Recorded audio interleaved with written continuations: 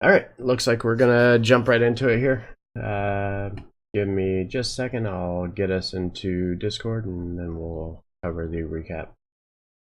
Okay, so let's see here. Months passed from our last adventure as we finished up the Forge of Fury and the Foundry itself, and we took a little time off. Learned a little more about ourselves, got ourselves a fancy new house, and got settled into our new digs and all that. And then we were approached by two nobles from Neverwinter who had their weapons that were they were just missing. They came up missing one day, and with the missing all of the missing weapons, they found a riddle left in their place, and the riddle kind of gave us a clue as to where we were headed to try to find the lost relics. So we ventured away from our home and started going north. And it wasn't long before we came across a cloaked figure who we really never met before. A little hesitant. We listened to him, but when he started calling us by names and describing the things we had done, it was a little tough to accept that somebody's been following us this whole time. Then he opens the ground below us, and we are dropped into what is this called? The Hidden Shrine of Tomoe-chan. And immediately we start making our way around. We come across one of the first things that we ran into was a crawfish that was in one of the rooms. It was protecting something in the middle, and every time we would kind of motion like we were going towards it, he was having none of it. Berwin was able to convince him that we were just going to go by. We weren't going to bother him, and we headed north and walked into a tomb. Kalen was able to disarm a trap. We came inside, and it was just bad. We really shouldn't have been in there. We walked over to the tomb, and a little bit of luck was on our side as well. Some really unplanned happy accidents happened, allowing us to take down the Talokus Papalakis? Sure, it looks about right.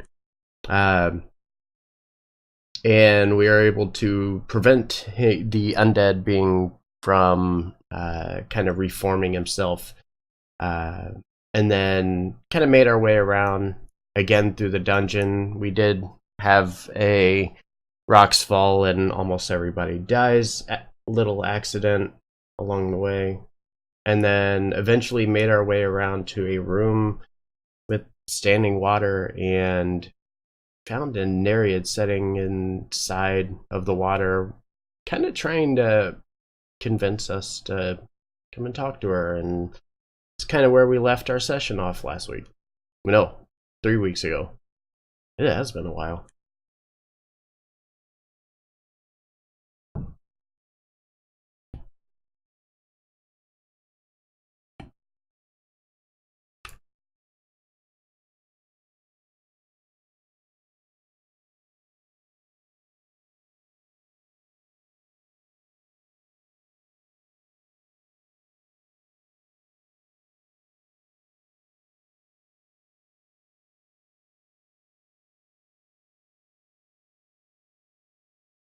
Give me just a second. Audio is not showing or playing on stream. I gotta fix something.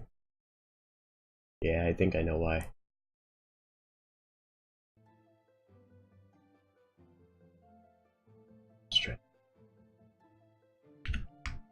There we go. Audio is now working. New headset. fancy things.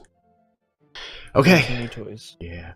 All right. So the Nereid is in the room. What did I don't even remember what I did to end. Oh, right. I was trying to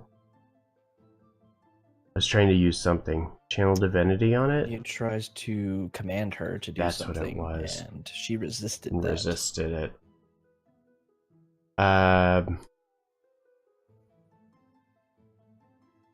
And obviously she's not wanting to work with us, so... And she's not wanting to... asked her to. Well, yeah, that's true, I guess. You definitely got a malicious, or at the very least creepy vibes from this chick. Yeah. So act as you will. All right.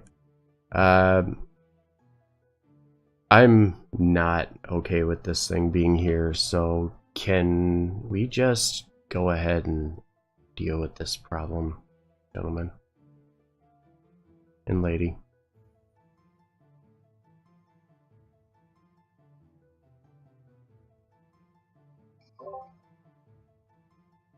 Let's kill it. Yeah. Yeah, let's do it. We're just gonna go for it.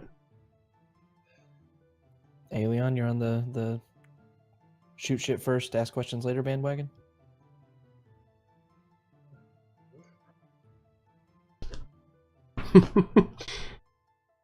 You might be muted.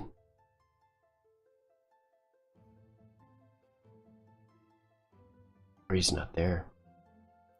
You there, Max?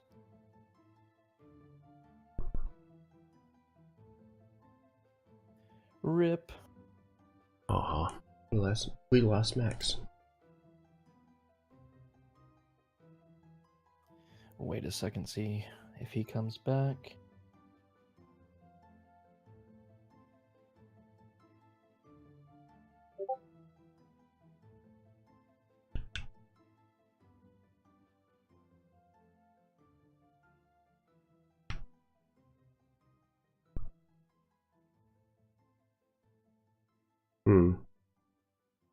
It's not a good sign.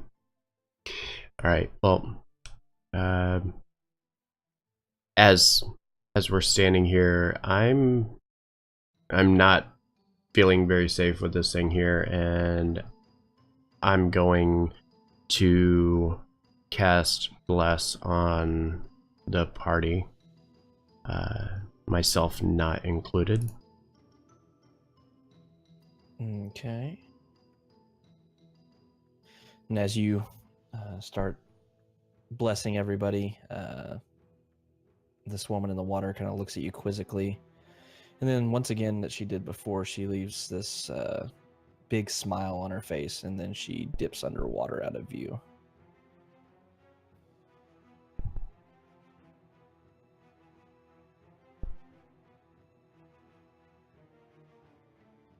And at that point, I'm going to have everybody roll for initiative. Yay. Alright, let's do the initiative roll here. 17's not terrible. There you go. Right off the bat. Loopy Bob 02, thank you for the follow. Yeah, very much appreciate it. This is going to be an interesting fight, boys. Yeah. We're down 2. I don't know where Max went. Yeah, where did Max go?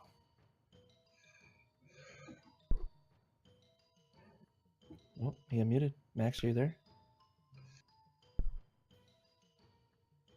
Maybe. Maybe having audio issues.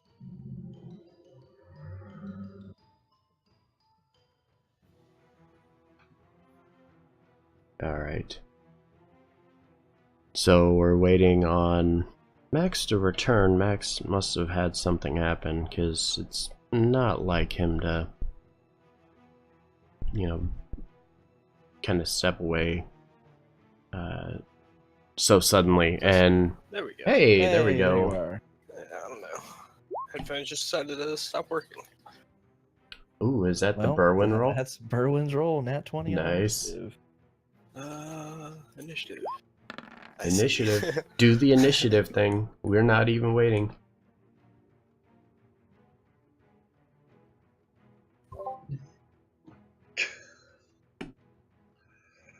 All right. Well, unfortunately, the guy who's not here quite yet has to go first. So, Berwin, being the druid that he is going to take a few steps over to the other corner of the room, and he is going to ready an action, waiting for this beautiful creature to come out of the water again. He's going to hold an action to... He likes fire. Produce flame is what he's holding for. Put the fire in the water. It's never stopped y'all before. All right. Pretty sure I'd remember that fire don't work that well in here. That Yeah. 50% bullshit. Yeah, Didn't stop him from trying, though. it did not. I just had to remember that for myself, mostly.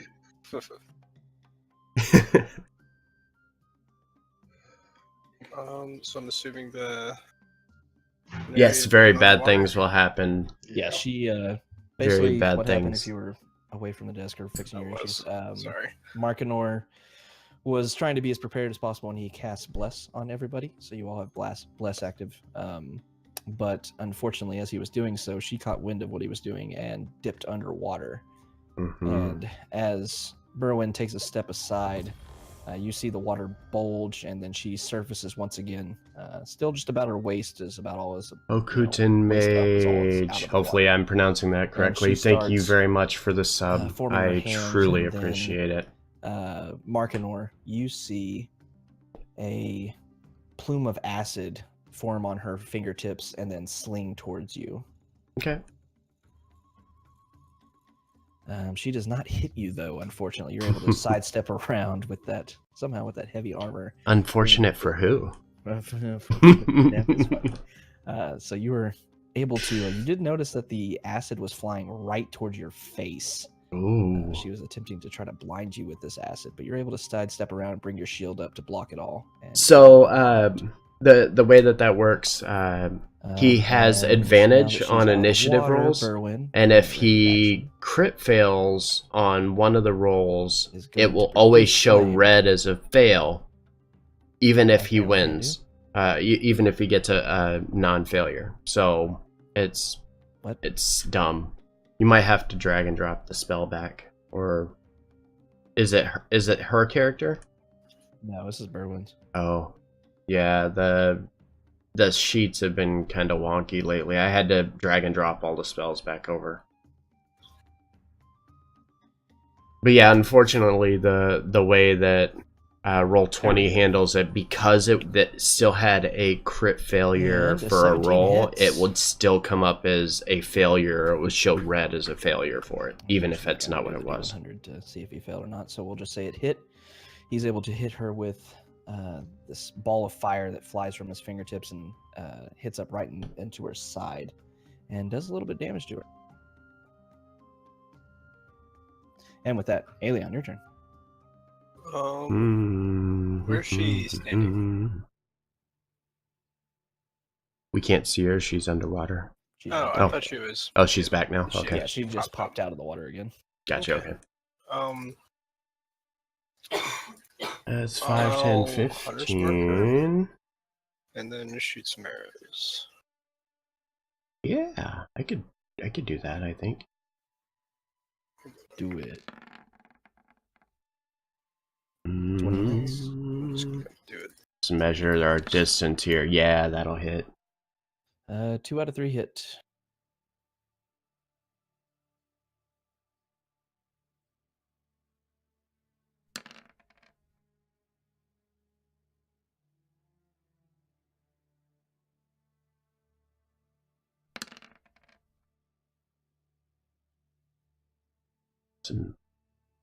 Oh, that 11 though.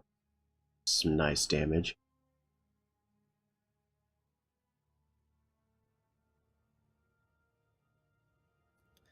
And while she seems to appear to be humanoid, you know from your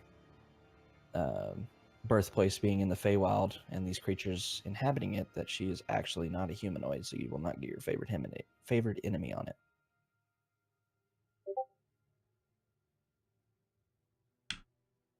Rip. Oh no. Looks like Chad has died again for Max here, so we're waiting to figure out if there's anything else he wants to do here.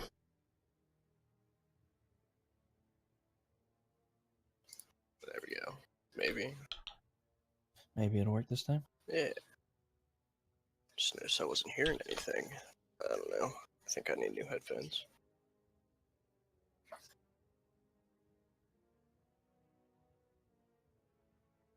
Hmm.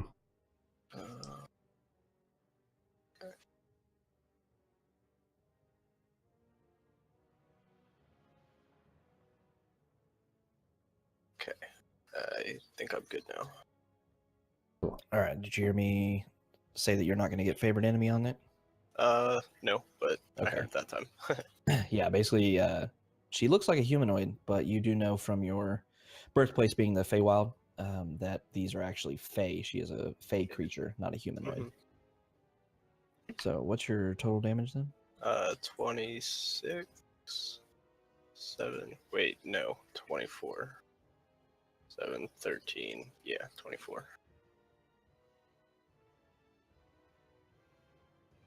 All right. So, as you volley out with these arrows, one goes wide and hits the water, does no damage to her, but the other two sink into her arm. So, you seem to still be facing Markinor, so you hit her kind of to her blind side, to her right, and they sink in. As you do so, she whips around towards you, Aelion, and is not happy. She's giving you the death glare right now. Imagine so. Oh, you did it. That being said, Markinor, you're up. Okay. I'm going to use my action to cast Spirit Guardian. And that's broken too. Cool. Everything's broken. Kaylin, be double checking your spells. Probably be a good idea. Drag it over now. Alright. At 3rd level. Wisdom save 15, please.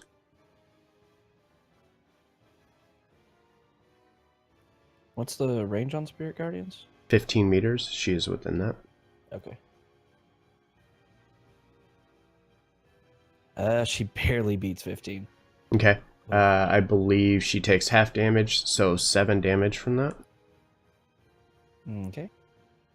And let's see, what can I do on my bonus? Would you consider that? Oh wait, no, hold on. Let me look before I say that.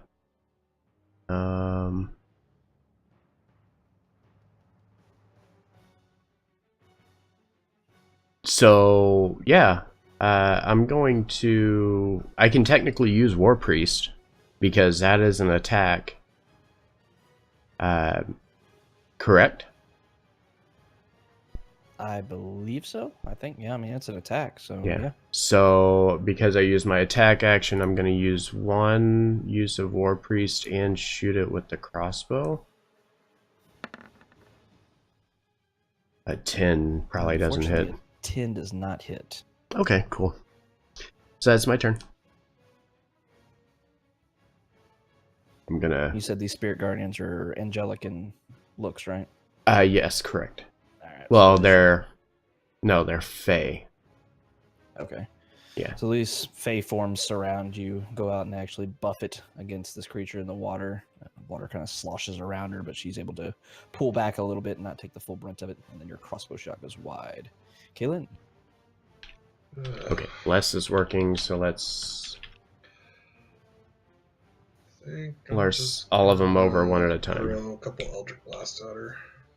So let's see if my spells don't work also. That worked. And that also hit. So 23. That hits. Second bolt was 26. Yeah, you nailed it. Alright. 13. Sorry about that, guys. 27 damage. Jesus. All right. Wow. So, Big numbers. do anything else? That's it. Okay, so as you raise your palms up, sending not one but two force blasts at this creature, She's able to see it just in time as it careens into her upper body and her head, dealing a massive amount of damage to her. She slides back in the water and looks at you kind of dumbfounded by how much damage you just dropped. And she's not looking too good. She's actually breathing very heavily. Her chest looks kind of caved in a little bit. Not looking good. I'll switch the screen back in just a a second, guys. I'm just trying to make sure that all of my spells are going to be working Rowan's not properly. looking too hot on spell slots, so he's going to produce flame again because he doesn't think this chick has much left in her. And a 16 hits. Mm,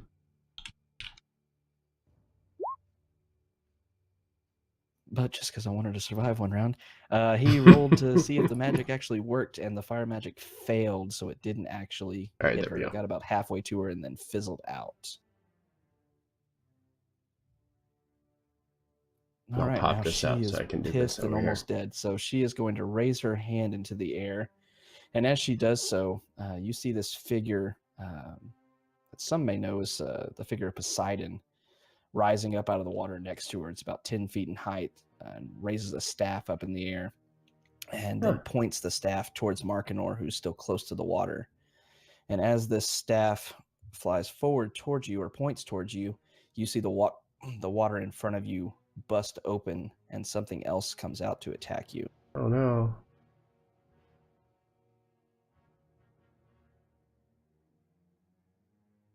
You see what appears to be a very flat-faced eel jumping out and lashing at you, Markinor.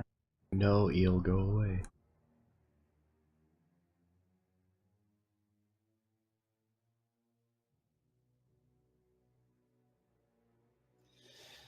First one missed. Second one's going to hit. 21 hits, right? Yes. Okay, so the second one is going to hit for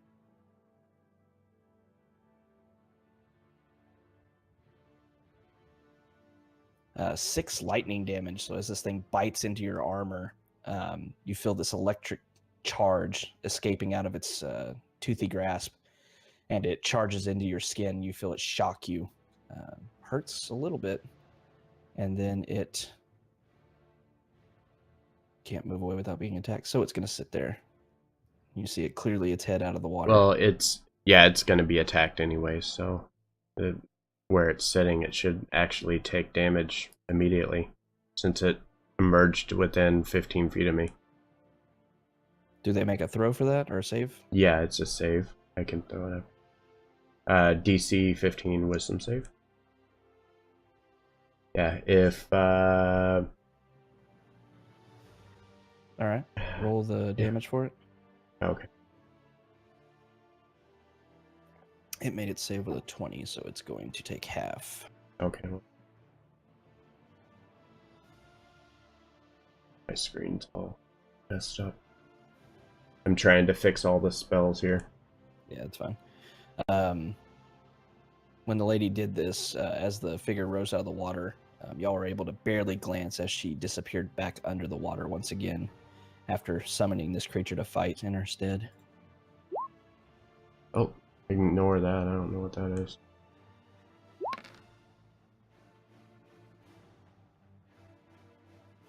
So yeah, 9 18. damage. Yeah.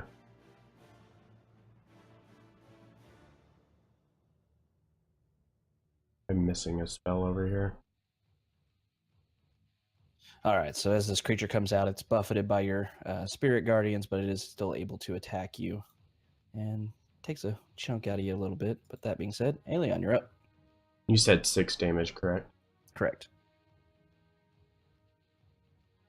Can I move to right here and still be like on the water or out of the water?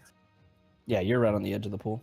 Okay, so I'll kind of move up here, putting my bow away and pulling out my swords, and I'll reach up and attack this dude. Do it. And these character sheets are a little broken, making it hard to fix them. That one. Your first attack barely missed. The other two hit. Shatter Spike. And the Rapier. 9 total. All right, so you bring him around, and you notice this thing does not have very thick skin. It's that very reptilian, soft outer layer that it's on there, and you're able to easily carve through it, doing a moderate amount of damage to it, but it's still standing. Markinor. Oh, it's my turn. I'm going to... Because we can't see her, correct? You cannot. Is she still within range of Spirit Guardians? She is not. Okay. I am going to... Since the eel thing is close enough for me to just hit it, I'm just going to hit it. I'm going to take the Warhammer to it.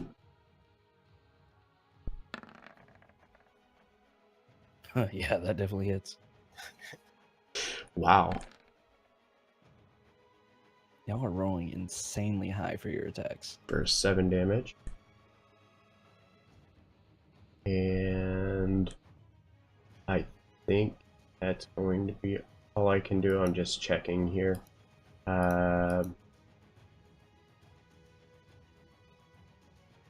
let me reread on Spirit Guardians. I think as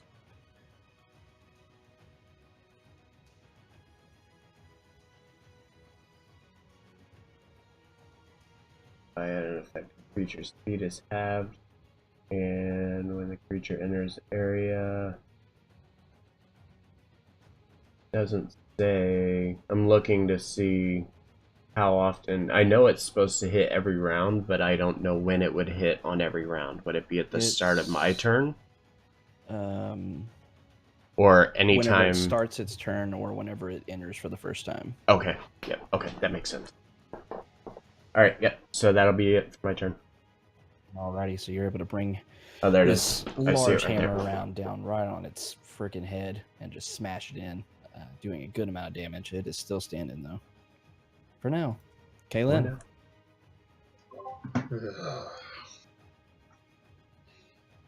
See if I can get this character Yeah, sheet I'll fixed. go after the It's, eel bastard with a couple hundred blessings. All right. 27. Looking bad. Yeah. And not that. Oh, that's a crit fail.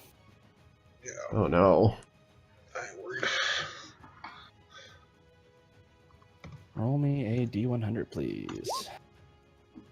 69. I win. That is the winning Game number over. for the night. Game over. Alright. It's all worth it. Oof, that is unfortunate. All right, so as you send out this first, go ahead and give me the damage for your first attack. 7. Okay, so as your first attack goes out, you're able to deftly move your fingers and direct it around Aeolion and hit it right in the side, dealing good damage. But as the second one, as you try to move your fingers in such a way to carve the weave to send this blast off, your arm actually cramps up, and you're going to be unable to perform somatic components to cast spells until the end of your next turn. Yay. Okay. So Not an spell issue. has somatic, can't do it. Yeah, I'm not worried. I think you would. But like I said, you're able to cast the second shot, but it goes wide as well. Trying to remember. Berwin, what are Oh, you gonna right, do? that's what I You wanted. saw fire. I don't not wanna work, do so you're that. gonna do something else, right? Oh, God.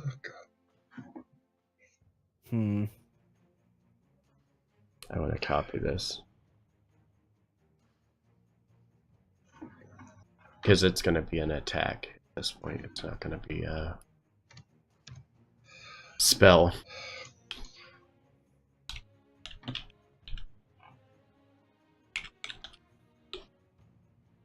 I'm fixing Berwin's character sheet. Give me 1 second.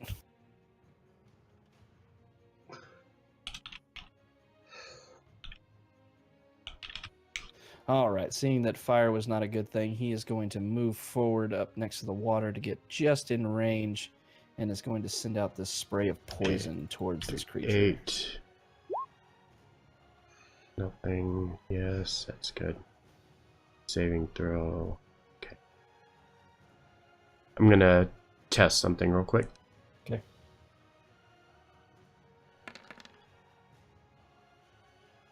cool. I cast it without trying to do the thing. That's the second cast after, or anytime something comes in. Okay, yeah. So poison spray is a save or take damage, so it's saved, so it's not going to end up being affected by it. So as so Berwyn there's sends that. out this spray, it's able to squirm around and get away from the spray of poison. That's good. I'm gonna check my spells here because I'm missing spells. Alright, spells on my spell slot Okay, there we bar go. here. So that being said, it's its turn. It is going to. It will try. This thing is going to reach its tail around towards you, Berwyn. Oh, I need nothing. a Constitution saving throw, please. We made it. You said Berwyn, but I don't think that's Sorry, what you meant. Markinor. Oh, I thought it was Berwyn. Speaking of Berwyn, Con save, you said? yes, con save, please. Mm-hmm. Ew. Luckily for you, you just meet this DC requirement. So as this tail comes around, you see bolts of electricity striking out from it towards the water, and it starts to leap towards your heavy metal armor you have on, even though it's made out of mithril, but still. Reaching out towards your shield, if nothing else, and you're able to quickly step back away from it and only take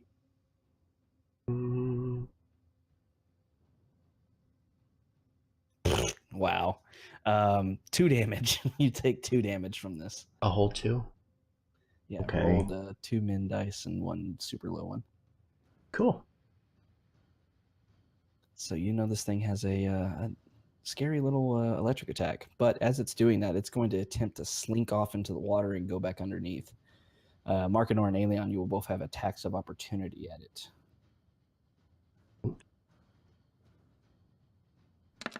Let's do that. Yeah, I'm gonna hit. Markinor, you're able to hit. Aelion, you miss. 6 damage. All right, so after I already calculated the buffet for it starting its turn inside Spirit Guardians, so as you bring this hammer around, as it's slinking down to the water, you're able to connect solidly with it. You see it is not looking good, but it does get away and slink into the water and out of sight. Damn. Damn it.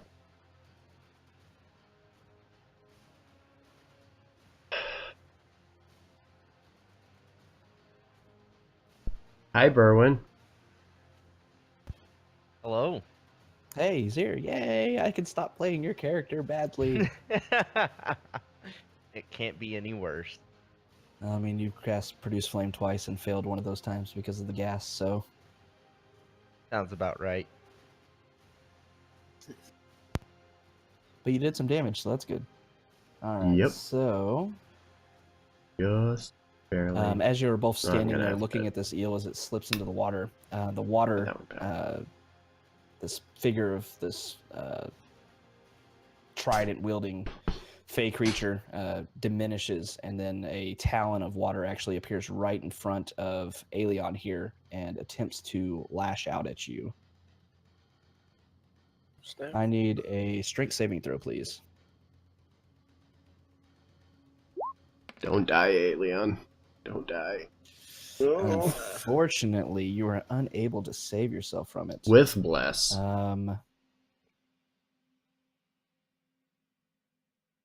Man. So as this tendril of water Crap. comes out, it's only going to do half damage, but you take 8 points of damage, and it actually wraps around your foot and knocks you 15 feet. Actually, no, it's going to knock you prone where you're standing right there. So you're prone right on the edge of the water where you just saw an eel go into the water. That is much bigger than you. That being said, it's your turn. Being gonna so stand close to the up. water, can I see any like shapes moving in it? You're able to vaguely see the shape of the eel moving down into the water again. It seems to be deeper than what you initially thought, but you do not see anything else. I guess I'll stand up and just kind of I'll pull my bow out and just kind of hold an action. If anything pops out, I'll pull at it. All right, so you're gonna save an attack Yeah. with your bow. Okay. Just for anything to appear out of the water. Mm-hmm. Alrighty. Markinor. Okay. Noticing or knowing this is an eel, I want to move from where I'm at to here. Okay. Does that trigger the spirit guardians? No, not at the depth that it's dived down to. Okay, and I'm going to pull out the crossbow and hold my action for something to pop back up. Okay. Galen. So I'm assuming they're too deep in the water to hear me. Be Probably. a valid assumption. Okay, then I'm gonna hold my action. All right, and the effects of your arm cramping wears off at the end of your turn. Yeah, but it wouldn't matter for the action I want to make. So All right, cool. Berwin. Have I cast poison spray at this thing yet? You have once, unfortunately. It seemed to be able to save against the damage of the poison and didn't take anything Okay. from it. So it did save the first time. Okay. Yeah. Mhm. I will hold my action until it comes within 10 feet of me. Alrighty. Hmm. So as y'all are all patrolling around the water, scanning the surface, looking for this creature, you hear a muffled voice that seems to, even though it's clearly coming from underneath the water, it still chimes like, silver bells would. And you hear this familiar female voice saying, "Chalk, stand down." And then you see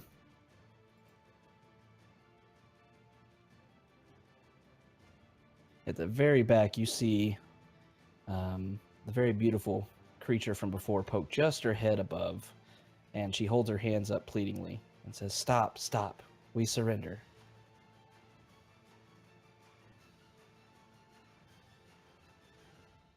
I'll put my bow down. Like, not down, but like unready the arrow that I had pulled. Just kind of. So all of you had actions ready, so if you want to do anything, do it now, or if you want to wait and see. Yeah, I'm still holding. I'm not going to do anything yet. I'm gonna hold as well. I'm gonna be that asshole. Do it.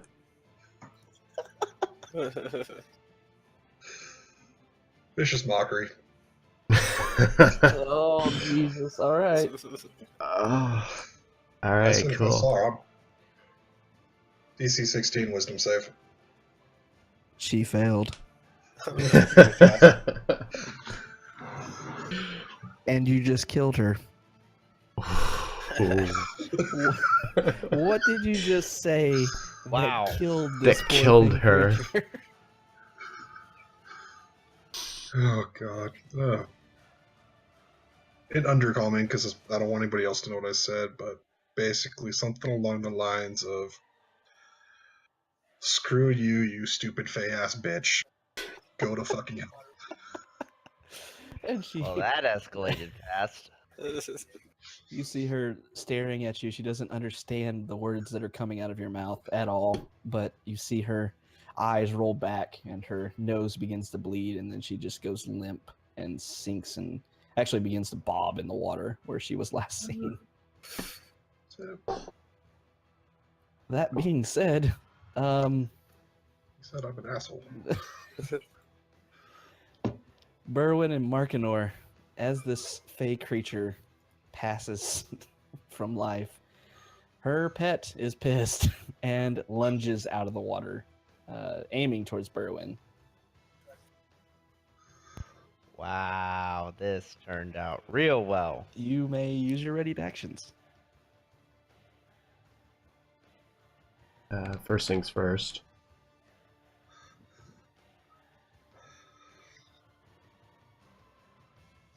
wisdom save.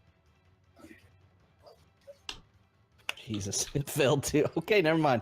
It gets halfway out of the water, and as soon as it emerges out to where this guardian standing sentinel around Berwyn, completely or around Markinor, ignoring Berwyn, they immediately lunge at this creature and hit it, and you see it just wail in agony, and then it slowly rolls over to its side, half out of the water, and it is also not moving. It's dead.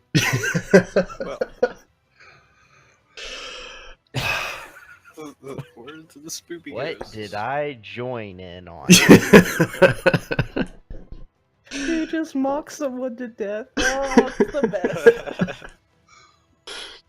Hey, if I'm gonna do it, I'm going all the way. Fuck this. She had 2 HP left. Y'all hit her so damn hard in that first round. God. Yeah, we did. Yeah, we So- absolutely annihilated her in that first. I have no idea. Berwyn even hit her. I mean, you did damage with your produced flames, so yeah, it was a thing. Cool. Effort. Berwyn, double check your character sheet, by the way. Might be a good idea to go through and re-add all your spells. Delete the old ones and re-add them. A lot of them broke. Yep. Oh, really? Yeah, they did. I will fixed your check that some cantrips, other but time. Yeah, just a heads up in case you start slinging spells, they may break. Mhm. A couple of them should be fine because Yeah. I added Cool. them since- But yeah, I'll check all my level 1 spells. You know, Kaylin, I kind of wanted to hear what she had to say. As did I didn't. And so, fuck her. Well, no bringing her back now. As she just slowly bobs at the other end of the pool. Yeah. So about that, Well, y'all have slain the creatures of the pond. What do you want to do now? uh, I want to get my ass out of this poison fucking filled dungeon. Yeah, me too. yes. No time to talk. I want out. These doors right here. Let's check them. Yeah. Let's go check the doors. We need to get out of here. This is a lot. Like a lot. Yeah. I can use medic, right? Alright, let's check these doors. Checking for traps, or what do you do? Traps, unlocked, all the fun stuff. All right, give me an investigation check. If you're getting helped, with advantage. Yeah, I'm right here. I'll help.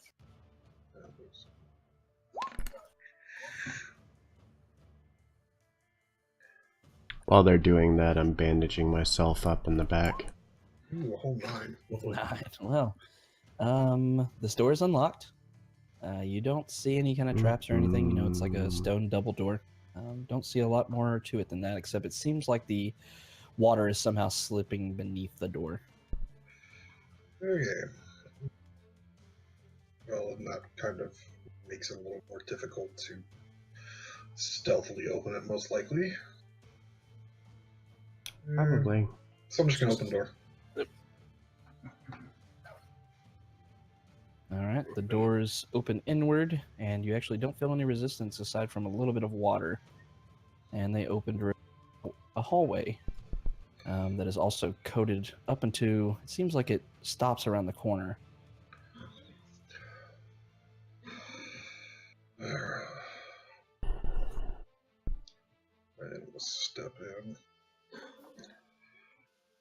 So you notice as you step into this room, the water, as you're progressing forward, seems to be getting shallower, but as you start in there, it's much like that hidden path that you were able to find on the upper right side of the previous room. It's about 3 feet deep, but you're able to move through it fairly easily. It's very slick, though, so you have to kind of watch your footing as you're moving around, but you're able to progress on. And there doesn't appear to be anything like under the water here. Give me a perception check. I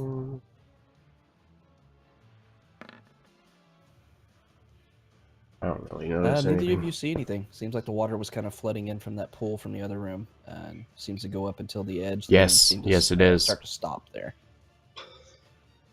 up there-ish. I like Havoc. Havoc's a really good DM.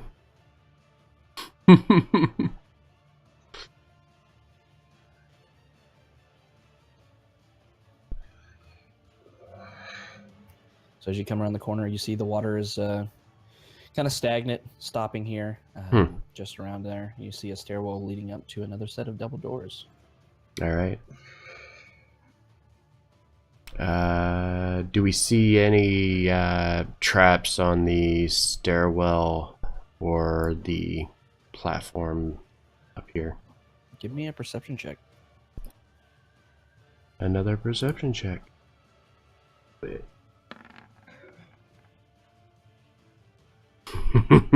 You do not. It looks like a normal stairwell and leads up to some doors. Okay. I'll come up here. I'm gonna let our resident door unlocker take care of this. Alright, I'm gonna investigate this door also. And I'll help you. Roll it. That's better. That is better. So as you investigate this door, it seems a little bit more ornate than what you've run into thus far. But beyond that, it's unlocked, and you don't see any traps. Okay, now that we're out of the water, Do we hear anything on the other side of the door here? With that perception investigation check, no, you actually don't hear anything. Okay. Alright, just open the door. No stealth.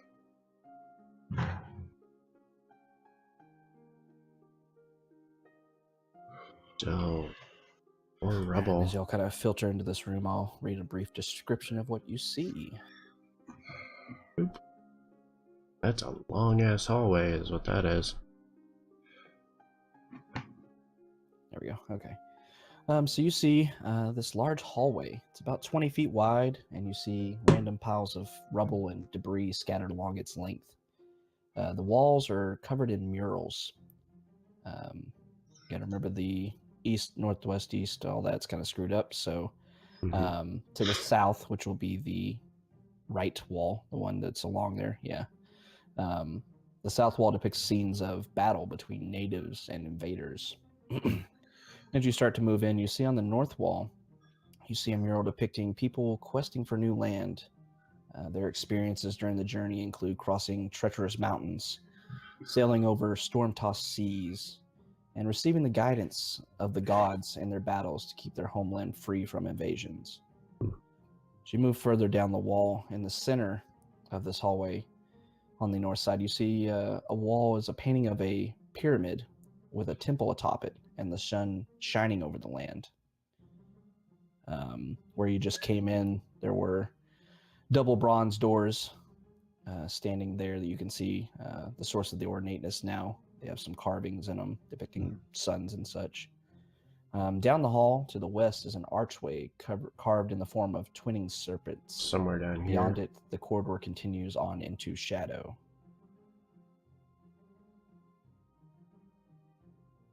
Okay.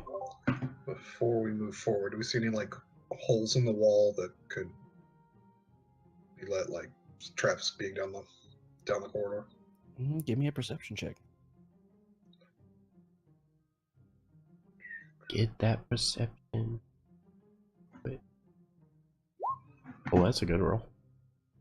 You do not see any holes or anything indicating any traps that you've come into contact with previously, or anything you think might be cleverly hidden here. You don't see anything along the walls or the ceiling or the floor.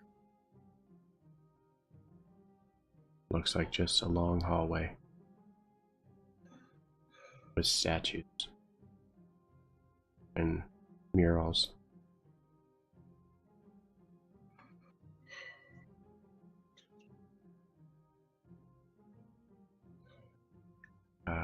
And we're not seeing any like pressure plates or anything along the way, correct? No. Okay. I'm still as he has pretty much this whole dungeon. He's just gonna keep walking around with that 10-foot pole and keep tapping, just to be certain that he's not missing something. And so the ever-present noise of tap, tap, Tap, tap, clank, tap. clank, clank, tap, tap, Mm-hmm. tap, clank, clank, clank. Yeah, just keeps going. Okay. That is a long hallway, dude. As you all begin to arrive in this kind of middle, like I said, middle-ish area of there, Mm-hmm. like I said, to this north wall, you see the mural depicting a pyramid with a sun over it shining down on the people there. Everybody give me a perception check, please. Okay.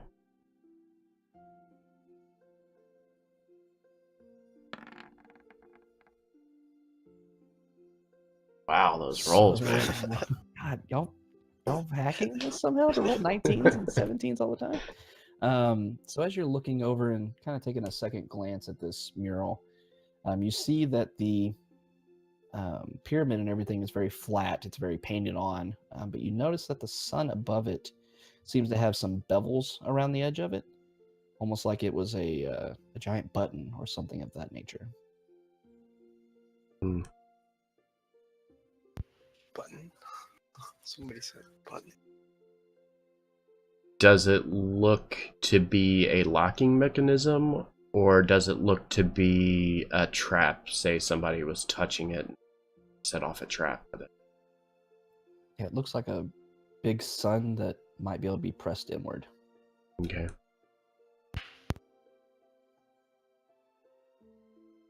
And we can't see if it's actually trapped. Give me an investigation check. Oh, I'm so bad at these. I will help. Okay. Roll it again. Not much better. You You're helped, Not, but not not much. seeing anything. You're kind of looking at the button and then looking around the room to see if like any rocks are going to fall on you or if this whole wall is going to just come down and squish you like a pancake. You don't see anything that really indicates that. I'm going to step back and going to advise Kaylin to do the same. And I'm going to take the 10-foot pole and kind of push the sun with the pole. All right. So as you reach this pole up in the air, pressing it against the sun, for a second, nothing happens. And then you feel the sun actually begin to give way and move back into the wall. And as it does so, the entire wall, about 8 feet, like I said, it's about a 20-foot tall room that you're in right now. It's very large. About 8 feet off the ground, you see what appears to be a doorway slides open. Ooh. Being a bunch of short fae, unfortunately, you're unable to see what's in the next area. Huh. Wait, so it opens like up off the floor? Yeah, Mhm. basically like 8 feet, 8 feet in the air, like the wall was up 8 feet, and Oh, then shit. right where that 8-foot mark would be, the wall slid up separately, where the bottom of that sun was, Yeah. and slid up into the ceiling. So now there's a massive opening about 8 feet off the ground above you. Wait, how tall am I? I'm 6 foot tall. I could maybe lift somebody up there if they wanted to take a peek in. I also have a different way of investigating. Oh, do tell. I'd like to wild shape into a bee. Into a bee? Yes, bee. Okay. Or a bat. A bat. Go with A a bat. bat. We'll go with a bat. Or it could've just I been was not prepared for this, so I don't have to for you. We will just say Berwin's a bee now, or a bat. A bat with yellow stripes. You got confused. Yes. A bat bee. Or a bee bat. So Whatever. I'm bat. assuming you're going to fly up and look down this new passageway. Yes. All right, as you fly up, you're able to see that Oh, there's a bunch of stuff over here.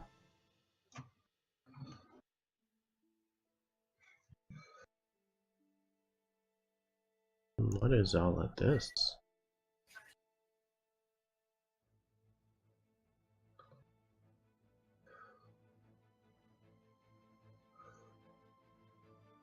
So you see another high-ceilinged and decorated corridor beyond.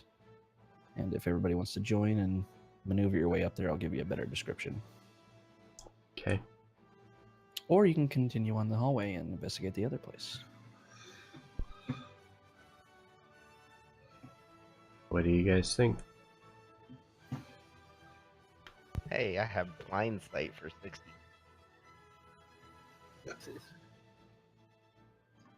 You think you could lift us up there? Yeah, I think I can get it. As a bat? No, not you. Oh. The Yeah, big I'll- armored man right here. Yeah, the 6 foot tall armored man. Yeah, I can push you guys up there. Yeah, then we'll pull you up after. And I'm So- going to stay a bat for a while. All right, so you're a bat. The rest of you are able to get up fairly easily. Not a huge act of strength to lift up these very light people up in the air and then Mm-hmm. lift up Markinor in his very light armor and get Just him up kind of there. throws us up here. So you see the obvious form of a hidden door is what you just came through, and you see part of it still hanging down from the ceiling as you enter this room.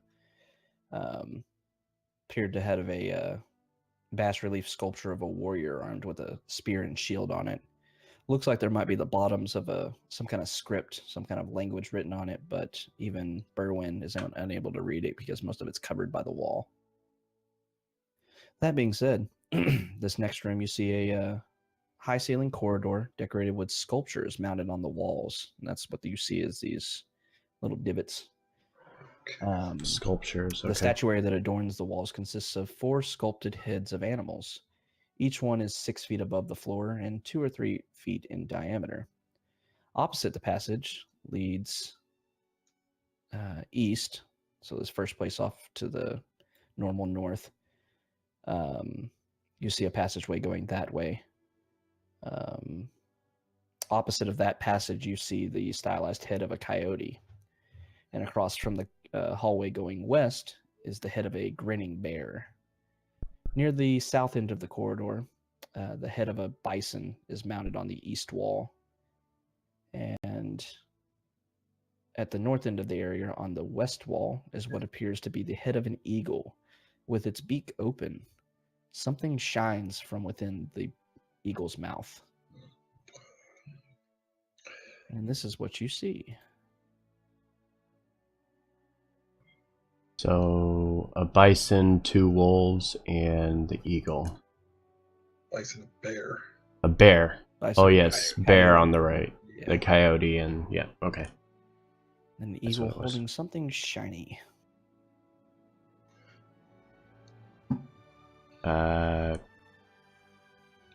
Gonna walk by and just kind of examine the little statues as we go here and get How a high is closer the look. ceiling? It's about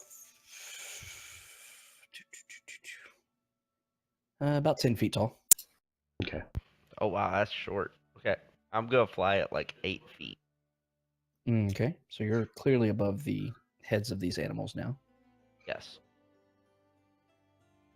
Mm-hmm. Okay. And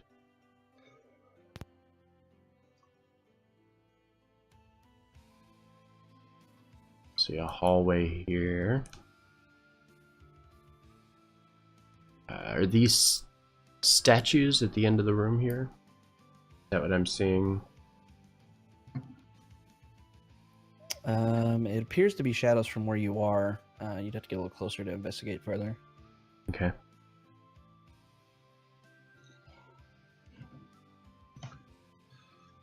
I'm gonna stop here and examine the eagle's head that is holding the shiny object. So it's a very ornately carved eagle's head inside this wall. Appears to be a bracelet of some kind that it's clutching within its beak.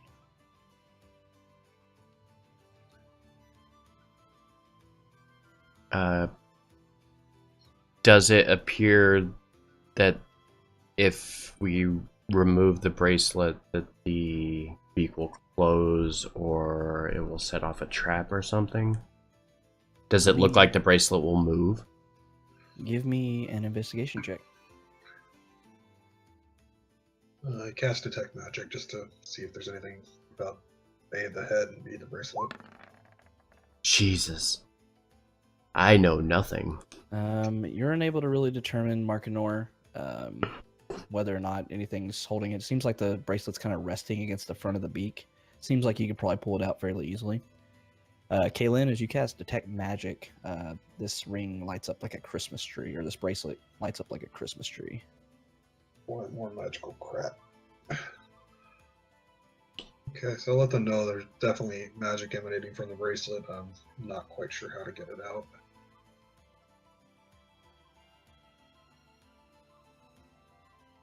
Well, it looks fine to me. I mean, we could probably pull it out. I don't see why it would be any trouble.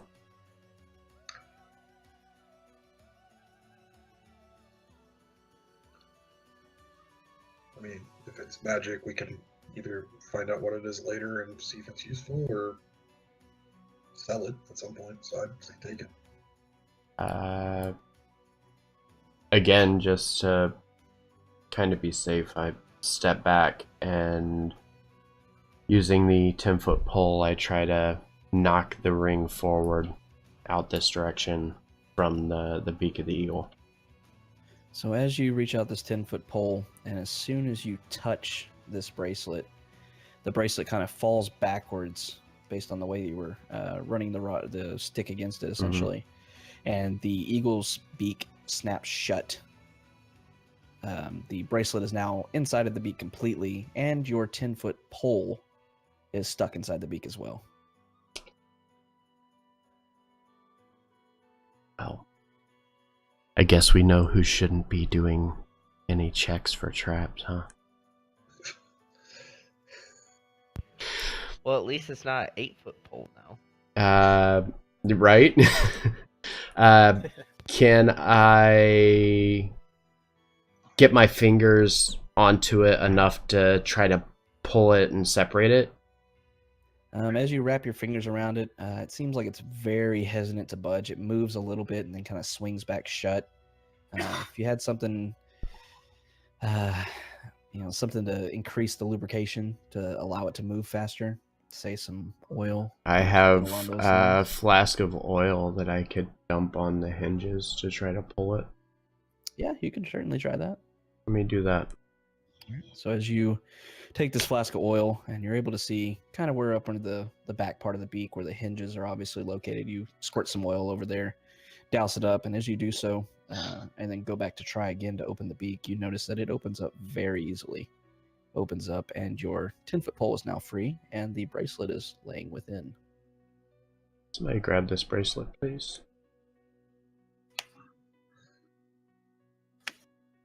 I'll do it. And as you move forward to take this bracelet out of there, you're all stuck with another coughing fit, unfortunately, from this gas ever present in this dungeon. And you all take Gas. 2 damage. 1 damage. 1 damage. Not too bad this time. I actually take no damage and instead just revert back to Berwin. Okay. Erwin falls out of about 8 feet off the floor, lands on his face. Okay.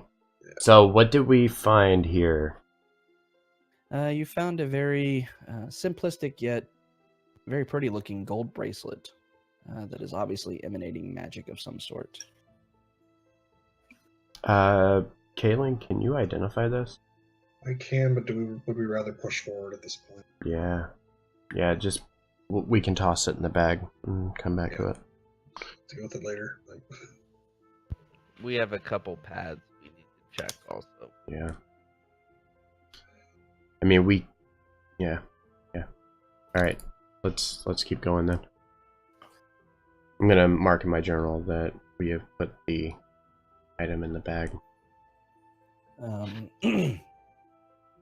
Kaylin and Markinor, as you we're kind of fiddling around with this eagle and such, you're able to kind of look over to this more northern area and see what appeared to be, statues of some sort. Looks like human figures appear to be floating above the floor.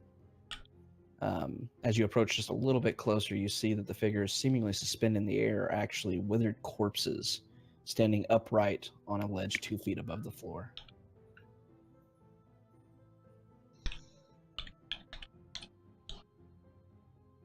Cool.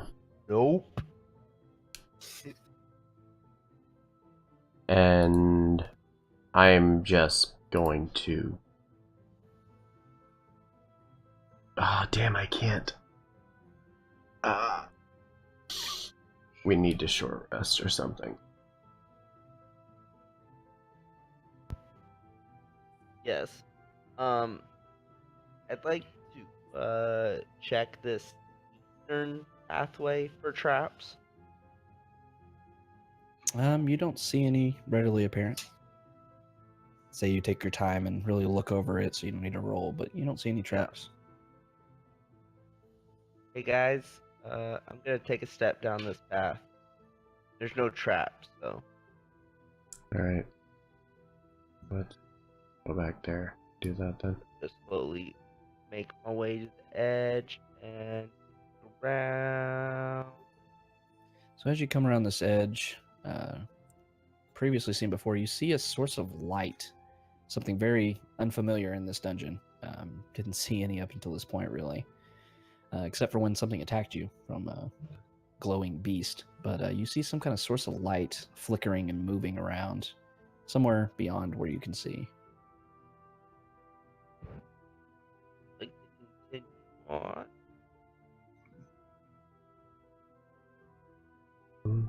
As you step forward, the light kind of disappears behind the next corner. But you do clearly see that it is emanating light from something up ahead of you.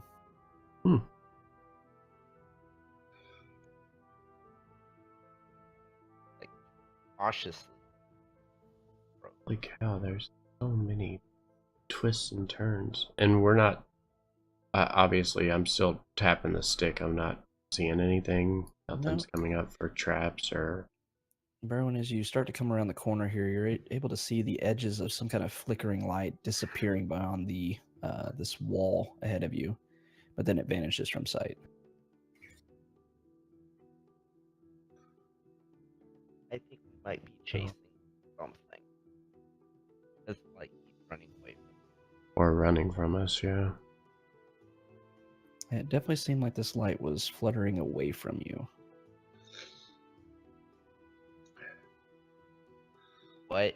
So is as you this? move forward, you come upon a 10-foot wide pit that stretches across the corridor.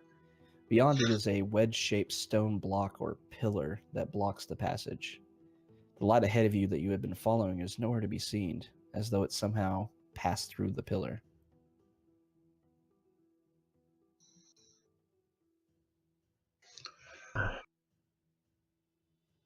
Wait.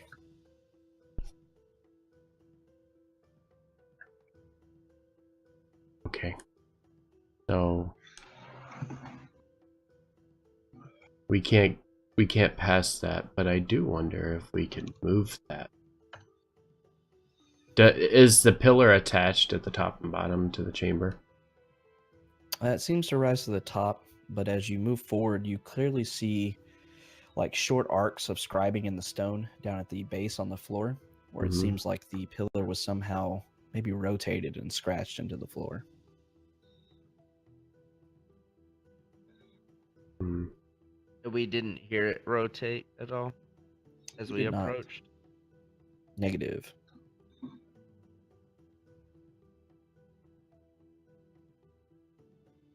And... I would have to get around. I don't think there's any way we can...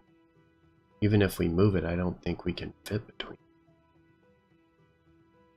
You could, I mean, it's I a think you could triangle. Squeeze Yeah. between it and the wall. If you rotate it enough or in the right direction, you could squeeze through.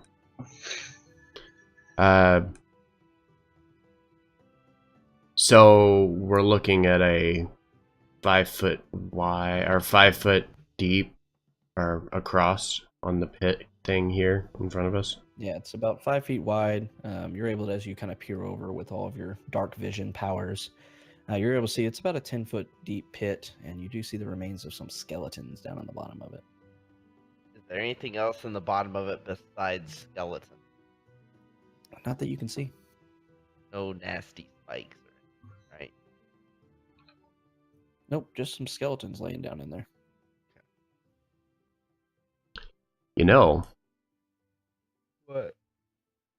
if our druid friend was the form of an eagle, we could give him the end of a rope and have him fly around the pillar and tie it to it so we can Oh wait, secure I just ourselves. realized I couldn't have wild shaped into a bat. Why? I'm not level 8, so I can't wild shape into things that have a fly speed. He's right. I forgot about that. Uh, By the way, we'll just edit out that that wasn't That's there right. and that y'all Nothing were still happened. investigated. Nothing happened. Nothing happened. Nothing to see. I lifted somebody up. They looked over the thing and said, "Oh, look, there's a passageway." I will take my 1 point of damage. Who Okay. is athletic enough to then. make a jump across a 5 foot pit? I mean, I can jump over it, but I ain't gonna be able to push the thing, possibly. You could all jump a 5-foot pit fairly easily. Unless you have a strength score of 4. You should be able to jump. Okay. Well, then I guess I'll go then. I'll jump across to here. All right. So as you jump over this pit, nothing happens. You land on the other side. You notice Yay. once again these scrape marks down below your feet, where it seems like the triangle pillar in front of you could possibly be rotated. I'm gonna push this corner, the bottom corner, forward a little bit to see if I can rotate it around. So as you push on it, it seems to be resilient at first, but then it easily starts moving after you budge it. Gives you about a pathway, about 2 feet long, able to squeeze through it to the other side. You guys coming? Once again, you see this glowing light coming from the end of this hallway, and as you start to come Always through gotta make Markenor, it more difficult. it disappears around the corner. Goodness, come here, little light.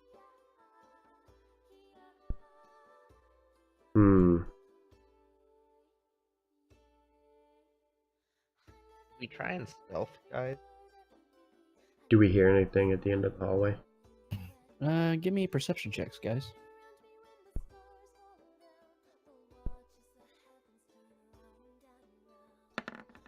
I rolled higher than a 2. Berwin and Markenor, you don't hear anything really. You hear something like a clucking or a rasping coming from far in the distance down this hallway. But immediately in front of you, or somewhat immediately, probably 15, 20, about 40 so feet in front of you, you see what appears to be bands of copper extending wall to wall in the ceiling, starting about here-ish and going up to here. Bands of copper? Mm-hmm. Okay. So it's another large ceiling, so it's about 20 feet up in the air. You're able to look up there, and once again, with your dark vision, as this light is creeping around the corner, you see the glint of copper up on the ceiling, going from the west wall to the east wall, across about 10 feet, and doing it again.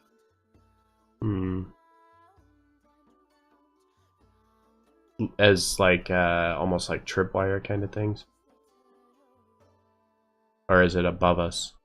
I don't know. You might be able to investigate if you get a little closer. It's definitely in the ceiling above you. Okay. Alan, could you take a look at this? Where did you say that they started? Was it here?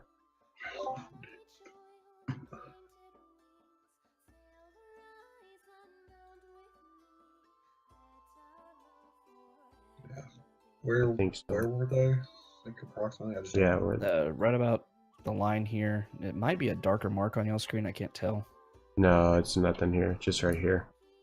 Right, I'll move up to here then and see if I can investigate. I'll help her look. All right, give me an investigation check with advantage. I will stay back. Oh, nat 20. look at All that. right, so you're able to look up Look there, at and it that. seems like this is the form of what you would expect to be like a portcullis or some kind of barrier that will drop down from the ceiling. And as you start to look closer, you actually look down the floor and you see what appears to be the edges of a very large pressure plate. Oh, great. Cool. And can I see if there's like any way to get underneath it to disarm the trap? Yeah, you do see a clear line where you could actually go under it. And as you start to investigate it, you actually see that the pressure plate itself isn't bolted to the floor. So you could actually spend a little time, and with a little effort from your teammates here to help you lift it, you could actually remove this pressure plate from the floor. Okay. So yeah, I'll pass that along. So we can basically just lift it up, Okay. avoid everything. Okay. You just tell me what you need me to do.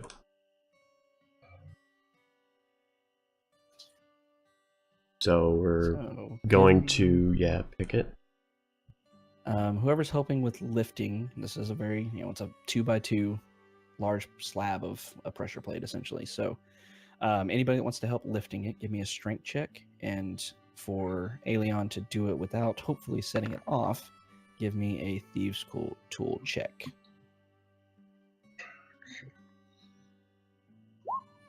Oh, yes, there it is. That too, though. Berwin grabs the weight and then slips underneath it and almost sets off the trap. But Stubs his toe on it. Not a strong man. Aeon, you feel like you almost set it off at some point, but you're able to go through there and find the mechanism that was, kind of a smaller pressure plate that was under this large weight, and able to go in there and kind of deactivate it, wedge something against it so it won't be able to come down. And you're able to pull this slab off away from the pressure plate, leaving a little indention in the ground, but you're able to continue on without tripping anything. Yay, let's go. Yeah. Was there a second one you said? Did we Give me see a us? perception check. I can't remember what he said. There was essentially two bands of copper. Yeah. He didn't mention a second one. Yeah, he did mention the But second You one. should probably look for it. Yeah. So as you're looking around, as you finish this labor of hauling this thing around, takes you a little bit, but you're able to get it out of the way. You actually look slightly down, further down the hall, and you see another band of copper, two bands of copper, one here and one here on the ceiling once again.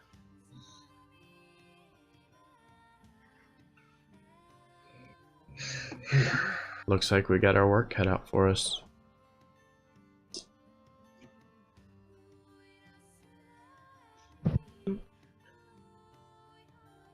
Same thing. I'm gonna lift. Does this appear to be the same kind of trap as the last one?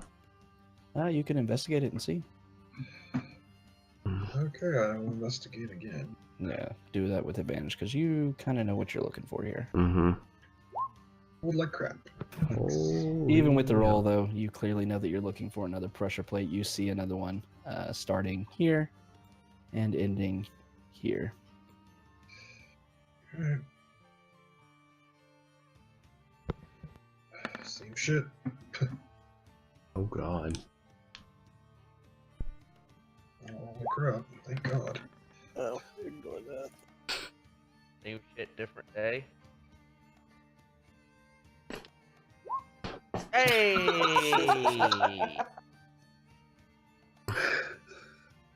So, Kaylin, you're able to get under this thing as Markador is able to lift it up for a few brief moments and disarm the trap. Unfortunately, as everybody else comes up to try to help, they are not strong enough to hold the slab. And just as you disarm the pressure plate, it starts to fall down. I need a dex save from you, Kaylin. Sorry. I tried. All right, so you're able to definitely move your way out of there as Berwin drops this slab, leaving all the weight on Markinor, and he's unable to keep it all himself. And you're able to quickly and barely get out of from underneath it and dodge it flat from you.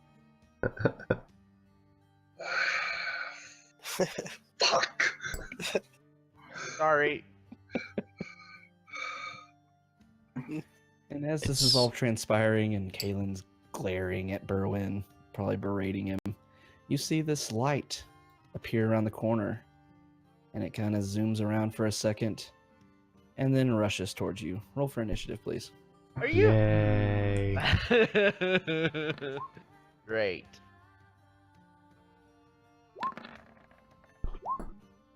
Hey, there's my more traditional initiative roll. I don't know what sort of voodoo you concocted for me, Havoc, but I saw that. I just 22. rolled it. I should just have you roll my initiative. Yeah, we're not going to do that. All right, so as this floating ball of light rushes towards you, it immediately beelines for Kalen. And you see this shock of electricity reach out towards you. And it rolled a 1, so it misses and does not hit you. You're able to dodge around this electricity. Markinor. Wait, that's an attack though, right? Well, it rolled a 1 with negatives, so Did it roll a nat one? No. not that one. Oh. Okay. Never mind. So I don't know what this is, and it just attacked my friend. I'm gonna swing my hammer at it and try to hit it, whatever the hell it is, because I have no idea what it's going on. 21 to hit. You see this floating ball of light hovering on the floor, and it moves towards you. And as it's reaching out towards you, see like these tendrils of light reaching out towards Kalen. You bring your hammer around and connect. Ooh. 10 damage. The hammer Dargadin's +1 or +2, isn't it? +2, yes. Okay, that explains your freaking +8 on attack. Mm-hmm. Yeah, so you're able to bring it around, and the initial impact, it seems like it starts to go through the light, but then you see like the blue glow that you recognize as some form of magic imbuing your hammer begin to glow around it, and it makes it very solid contact with it. And that'll be my turn. All right, so it kind of floats in the air, bounces off the wall, and then looks back towards Markinor. But that being said, oops, shit. Aelion, it's your turn. I'm gonna come up, kind of weave through my friends here, and swing Shatter Spike a bunch of times. Do it. Holy crap.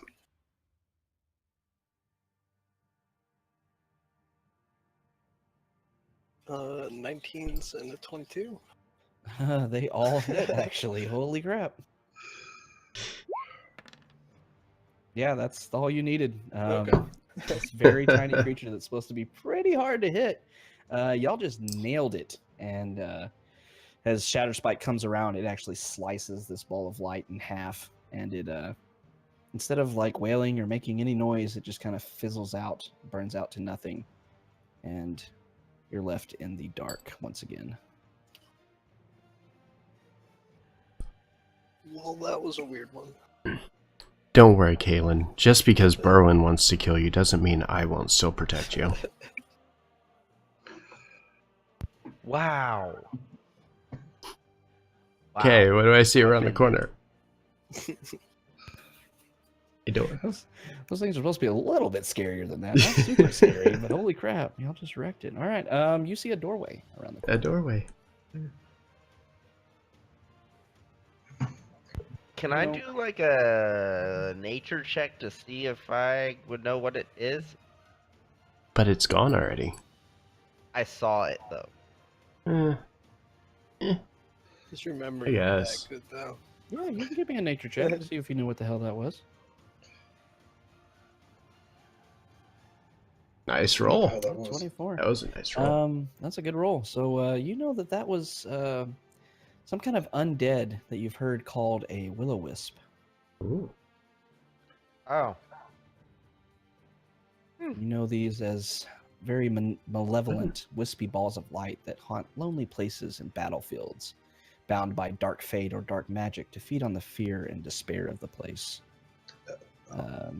You know, if they're in forests, they look like bobbing lantern lights in the distance, although they can choose to alter their colors or wink out completely. When they activate their lights, will-o-wisp offer hope, hinting of safety to the creatures that follow them. Will-o-wisp lure unwary creatures into quicksand pits, monster lairs, and other dangerous places, so that they can feed on the suffering of their prey and revel in their death screams.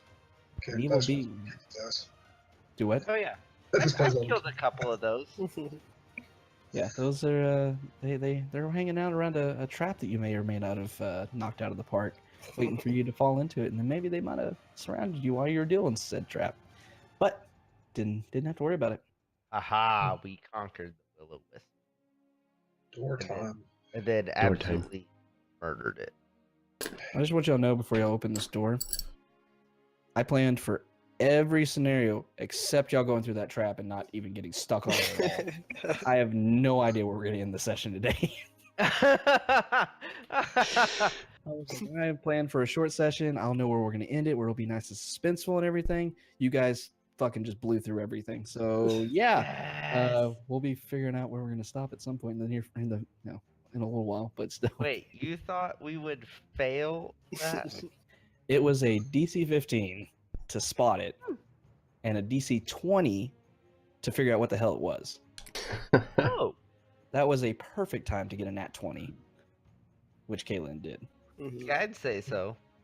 So yeah, the dice gods were favoring you to blow through that. Apparently, Fuck you, stupid traps. that was a scary trap too. I'll tell you what it did after the session's over. Maybe As Is electricity involved in it? no, something far worse. As you're approaching this door, give me a perception check, please. I was half expecting lightning. Yeah, that was my worst All right, everybody perception but check Markinor, but today. you kind of get a faint impression of it, Markinor. Sorry, Kaylin doesn't hear shit. Everybody Alien. else can hear something. Or, Alien. Alien, sorry. Man, my bad with names today. what I do? Sorry. Alien, you ain't hear shit. You're like still looking back there at this Mhm. light. I'm was. looking at the wall. Yeah, just you're like, there in the corner. That was weird. That was close. Kaylin almost died. Did you almost see that? She almost got crushed by a rock. Everybody else, you hear a lot of scrabbling and scratching in the next room, like something's moving, or a lot of somethings are moving around in there. Ooh, I want to go kill it. A lot of somethings? Sounds like more than one. Less than 50. Less than 50. Well, less than 50. Hey, at least it's less than 50. I think we can take it.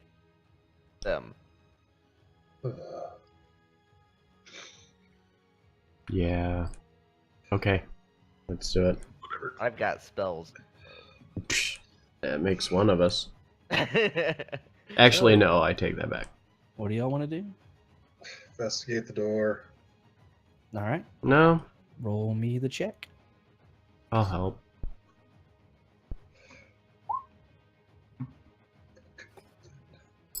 Not that it was really needed, but All right, yeah. So you're investigating. We're freaking nat 20 again. Jesus. As you're investigating this door, you put your ear to it, and you're able to hear there's at least 10 of some kind of creature on the other at side, least 10. scratching around. They don't sound fairly large, but there are numerous. But the door itself is unlocked and untrapped. Scratching. Scratching as in, like, the sound that we would know of a rat, like its claws scurrying. It sounds like something scurrying, something that may have more than 2, 4, 6, 8 legs. more than Oh, 8? More than 8 legs. Might have a few legs on it, and It it's has- a lot of them moving around in the next room. Wait. 10 or a lot? Or is 10 your a lot? There's more than one, less than 50. Let's find out. Yo, who's ready to fight some? Oh, So, this so isn't ready. stealth. Yeah, I just kind of pull my cloak closer around me and just kind of slink into the shadows. Wait, didn't I have... This I could've had a been really tier bad. 3, didn't I? Let's When we stealth open started? the door. I don't remember. All I'm gonna right. say I Roll me didn't. stealth checks then. No, I'm not. If it's a group stealth, might be safe. Hey, what up? Markinor. Oh, Hey, we All super right. failed that. So, Aelion is slinking into the shadows in the back, kind of standing away from everybody. Unfortunately, as Kaylin begins to sneakily open the door, starting to press it forward, everybody is struck by another coughing fit right as the door opens. Wow. Oh, would you look at that? Oh, you take 3 damage.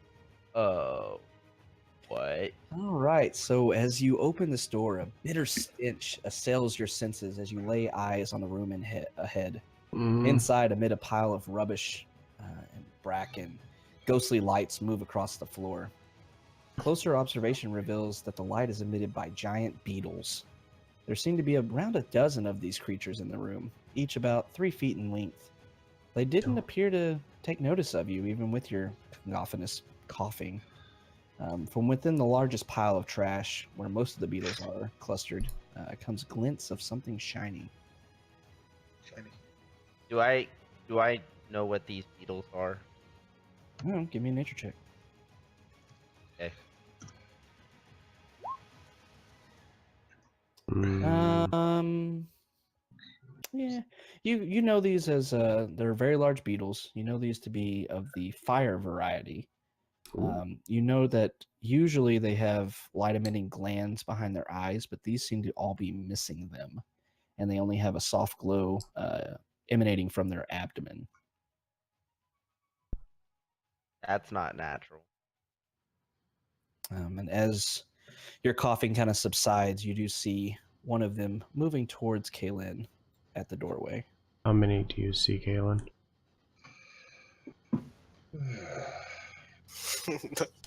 that means a lot. Dozen. Less than 50? Less than 50. More than 11. Okay.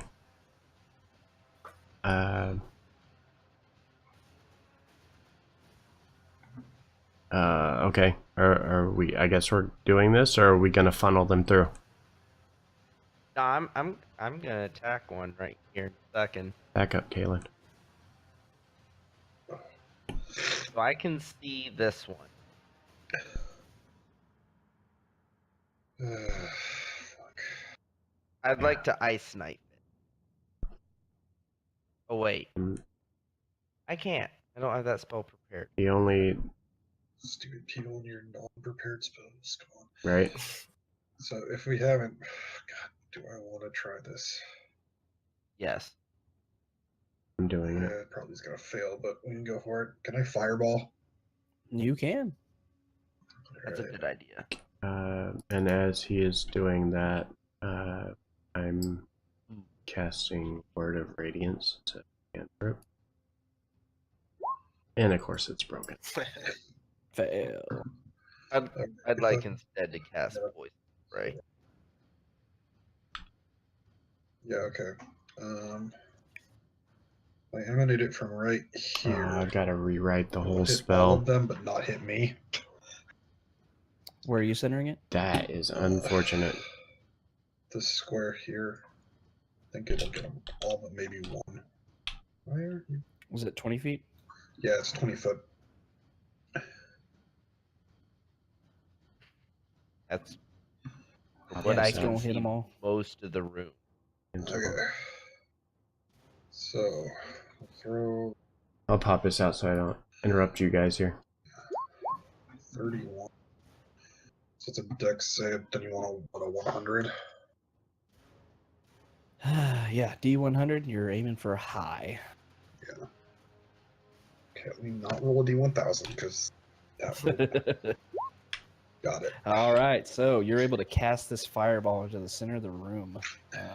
Yes. I now have to make 12 dex saves. All right. That buys me some time to Copy. fix this spell. Copy that first one. Control-C, Control-V. I mean, I can copy the first one was a nat 20. Oh, No, well, no, I thanks. mean like the. Actually, Command it's to half roll damage it. on a fail, right? Yeah.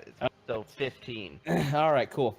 So as this fireball explodes in the middle of the room, you see fire just engulfing everything. There's like scattered bones and refuse and such that just fly out.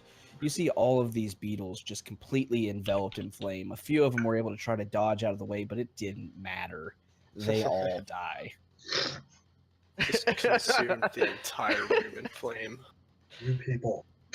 So much for rolling 12 deck saves, right? I was like, wait, how much HP do they have? Oh, 4? Yeah, no, they all died. Oh, that's great. Didn't have to deal with it. Good job, Kalen. Alright, when you There, got the room there, clear they're all spell, gone. use the room clear spell. Okay, cool. I was just Perfect time making sure it was working. So yeah, you clean this room out. Little pieces of refuse and such are on fire. You do see something appearing to be some kind Oh, of it's a dagger 2d6 glinting now. down towards the southern part of the room. And Alright, let's step back. on Doors. save. Oh, more doors. Awesome. I want to go find this dagger, because need more crap. Heck yeah. So as you move down to where you can clearly see the glinting of the dagger. The hilt was out of it. You notice that the hilt is very frayed, and as you pull the blade out, the one little piece, the crossguard of it, was actually shining. The rest of the blade appears to be fairly rusted over and such. But as you pick it up, you do feel some kind of hum of power coming from it. Alright, we'll just pocket it and deal with it later. Okay. Add 1 rusty dagger to your inventory.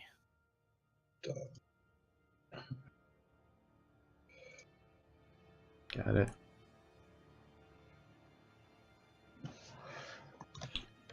All right, you have 2 doorways to the north and south.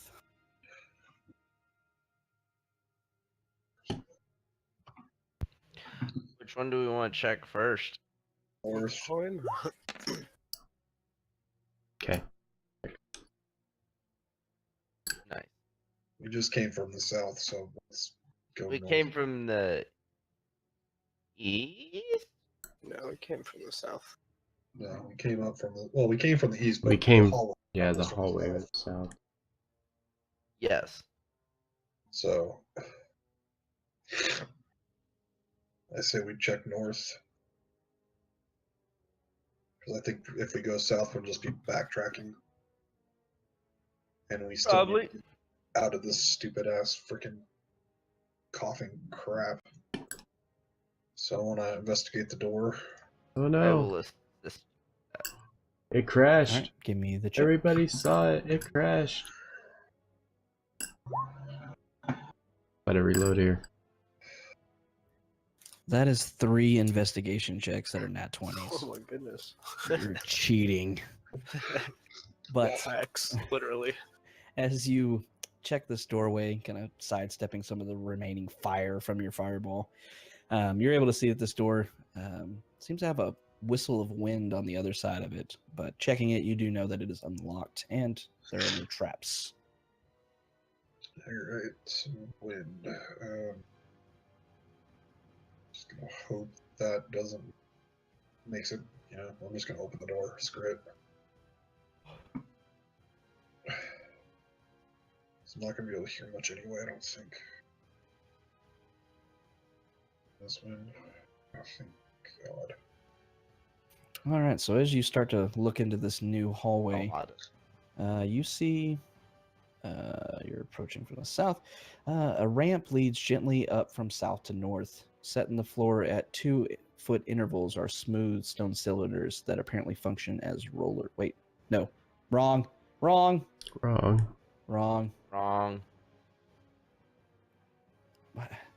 That room is on the other side of the dungeon. Why is it right next to this one? Jesus. All right. Huh? You see some gently sloping staircases leading from south to north.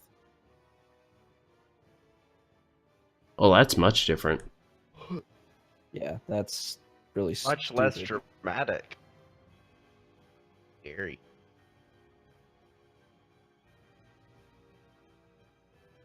There's two hallways that are very similar. Neither one of them are near each other, and they're right next to each other on this freaking handout. Hmm. All right, so you see a bunch of stairs leading up to the north. Okay. Okay.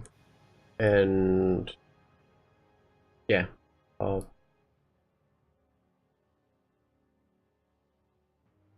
same thing as before. We're not seeing any traps or anything along the way here. As you get to the crest of each steps, you can give me a new perception check, just in case. Do we see it? Does it seem like the poison, stupid fog crap is dissipating as we go up? No, still seems pretty prominent where you are.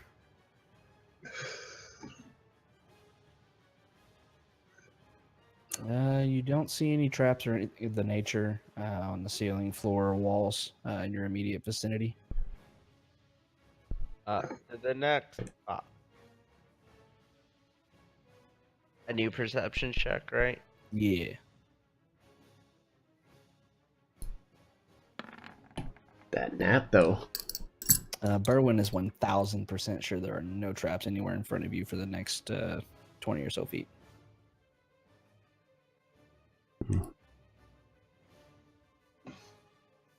Oh. Do I trust him? Yeah, he's very certain. Like, he convinced you somehow. Yeah, no, you're Somehow. convinced. Oh, persuasion. Wait. No, it's the wrong thing. Hold on. Yeah, It's supposed to be perception. yeah, Oh, that's better. you're fairly certain, Mark, Persuading there's enough there. stairs. Okay. All of these steps.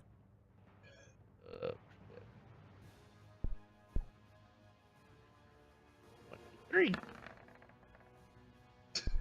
Oh, that fail. Okay, I got you.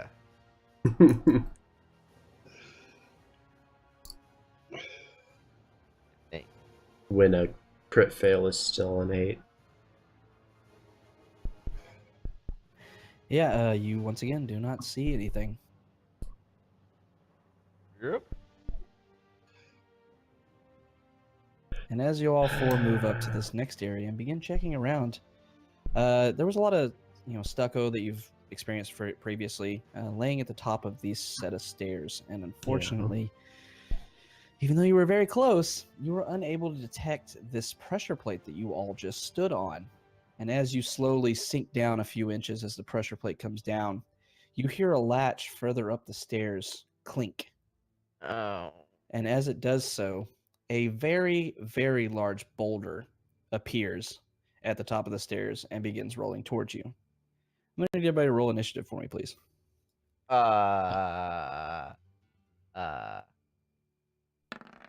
Let's fight this boulder.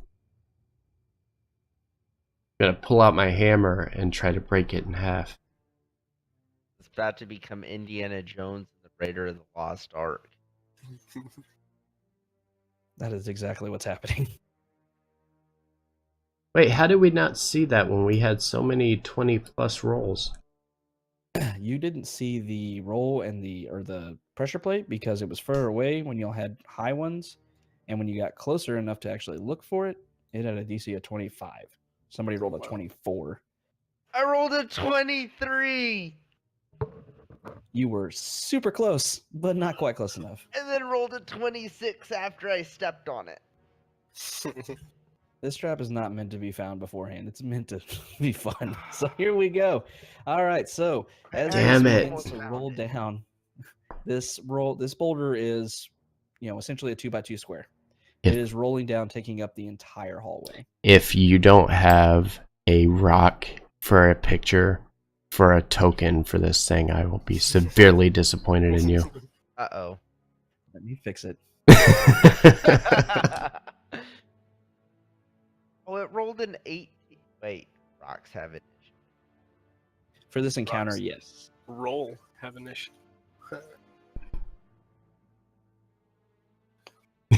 The rolling rock is rolling. for initiative. Plus oh my. Is it just me, or is it hard to see the tokens? It's because it's dark and we Oh. never We have never use light. Yeah. What's light. a light source? What's a What's light torch? source? I've never heard of this thing. All right, Torches. Or you know so the cantrip light. let me make sure I know how this thing's supposed to work. It's supposed to just crush us and kill us. All right, so this rock is up here, just came out of the wall and is slowly creeping forward. It seems like it's going to pick up speed down these pretty steep stairs fairly quickly. So that being said, Aelion, you notice it immediately. What do you want to do? I mean, could I like sneak around it? Doesn't seem like you're going to be able to do it. No. I guess we just run back, yeah. That's... What Oh. did Indiana Jones do? He ran back. Yeah. So I'm gonna dash. So I'm here.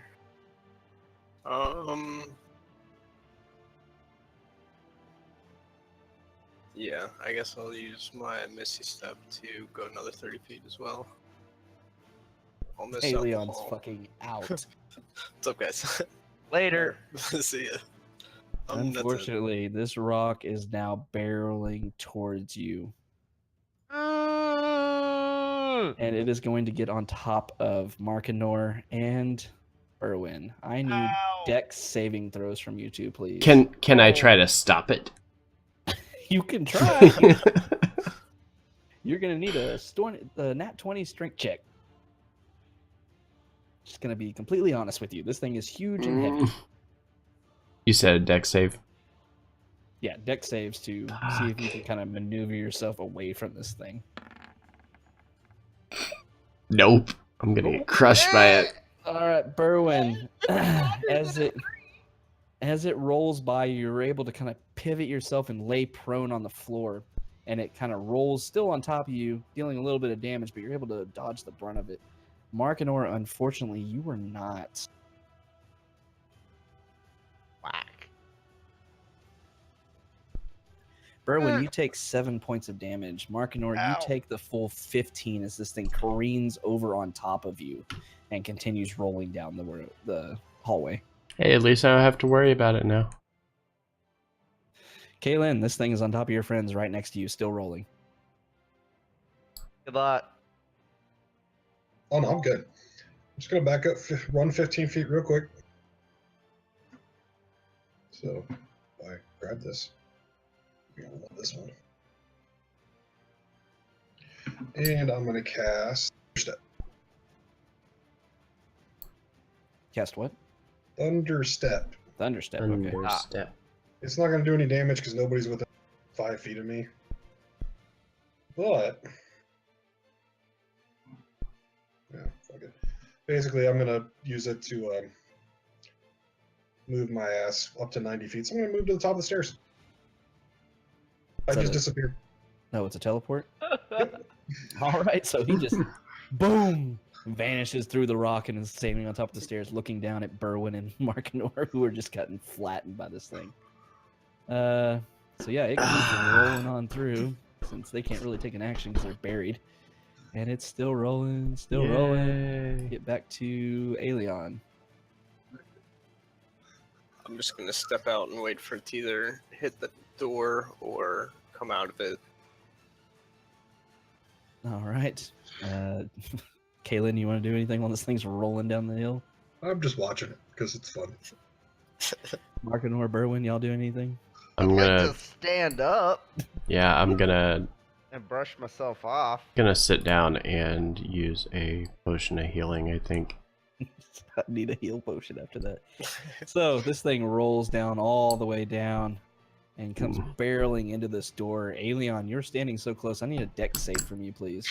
Oh, what? Alright, Thought you could get away, did you? I did. Oh no. Fortunately, with you standing out of the way of the door, this thing barrels through the door, and you see shards of rock and dirt flying towards you. The But you're able to kind absolute of step worst aside and dodge most of it, bring your fucking cloak up roll for I the could get. protection of your eyes and such. And this thing just shatters into pieces as it hits the door and destroys the entire doorway, and then breaks apart. Oh, well. I Absolute just kind of worst yell up the roll. hallway. It's like, the boulder's gone. And start climbing the steps again. A lot of freaking steps. I was so excited to use that one. I thought y'all were going to bypass it. It's like, this is Indiana Jones. This is awesome. Ouch. Oh. We All right. So you've not, most of you, or two of you, have not successfully dodged the boulder, but you're still alive, so that's what's good. And before we enter into this next room and see what awaits you, I'm going to take a 5-minute break real quick so I can get some more water. Google. Alright, guys. We are going to take our quick break. We will return about 5 minutes, and we will continue with me dying in this dungeon from hell. Be back.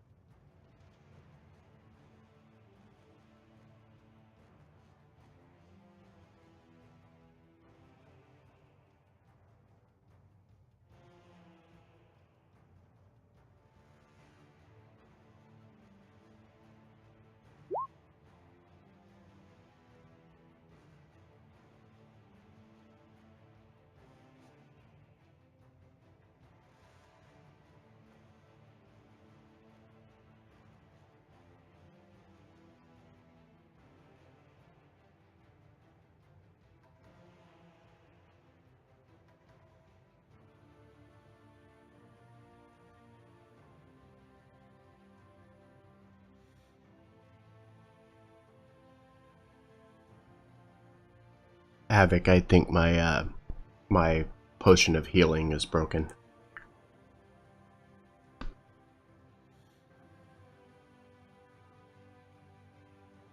I think it needs a nerf.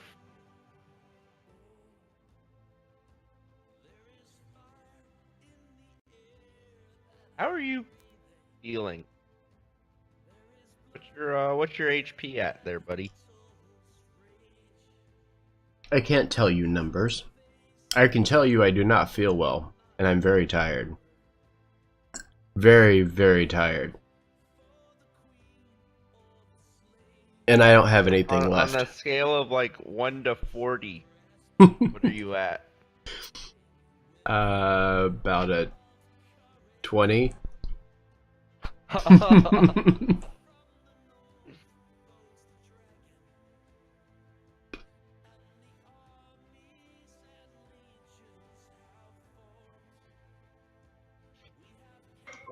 Sweet.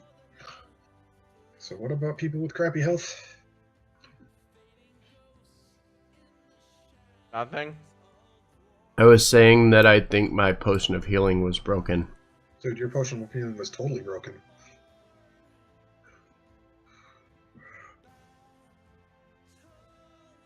$16 HP for you.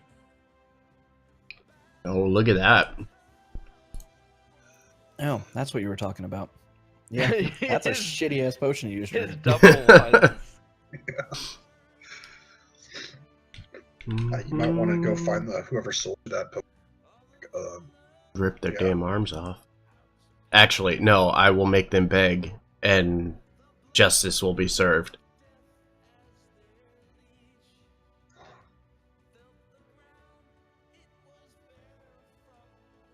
I feel much better now. Thank you.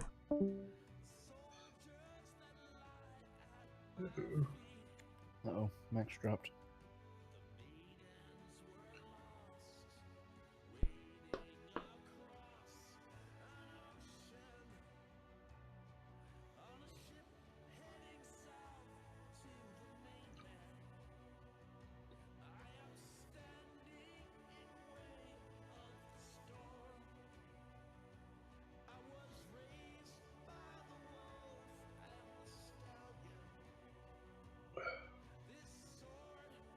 Is that for Max? That was for me. Oh, he looks pretty rough too. I literally have nothing left. Yeah. I'm about to. It.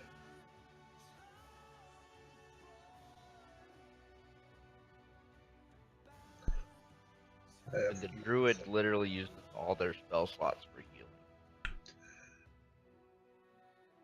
I have one thing left, but I don't want to use it in here if I don't have to.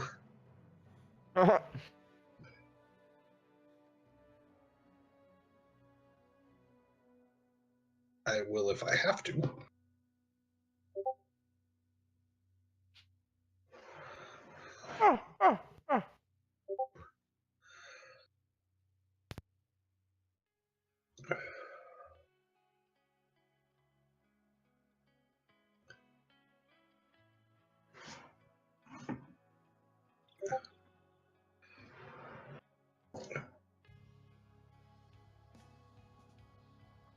So what'd y'all think of my ball?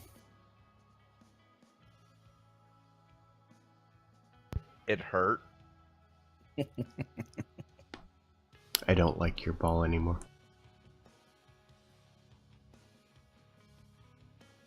When it came to me, I was like on the fence because I was like, my deck save is shit, but I could possibly stop this thing.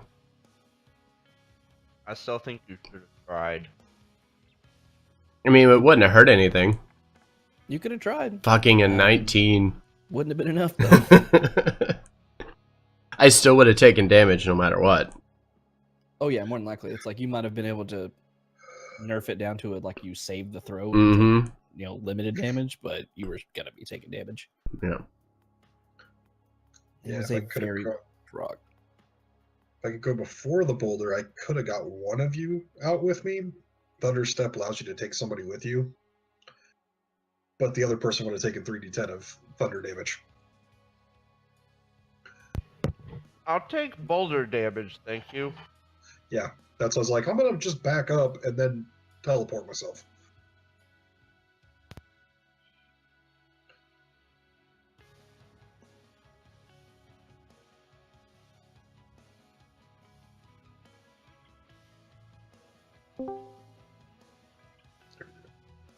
Return. Yay, Max is back. All right, we're all back then, ready to start back up again. Hey, Leon, Howdy. how feeling over there, buddy? Pretty terrible. Very terrible.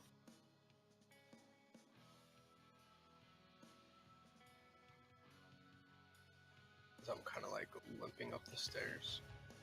You get 17 HP. Oh. Well, thank you. Rep level 2 spells.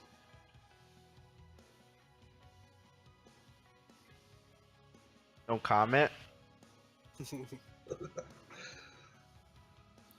In hindsight, wasn't a bad idea. I mean, I've been healing you the entire time. And I've been healing people the entire time. I don't think I actually cast a spell to attack anybody yet. I specifically did not use any of your spell slots. Thank you. I mean, my damage mostly comes from cantrips.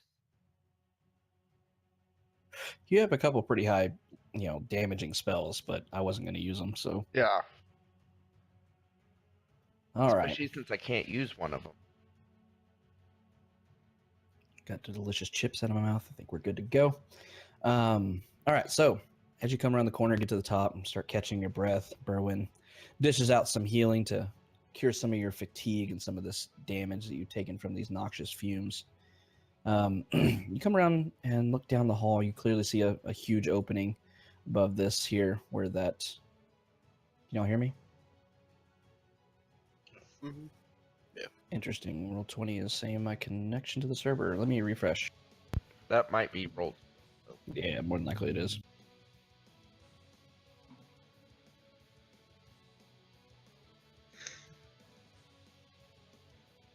Yeah, it's taking forever to refresh.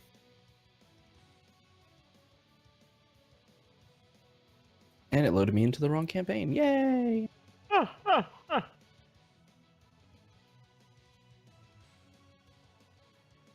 Well, there's Yeah, your I just problem. reconnected. I was working on 2 different campaigns during prep time today, so... I thought I was pretty prepared for y'all. I was not.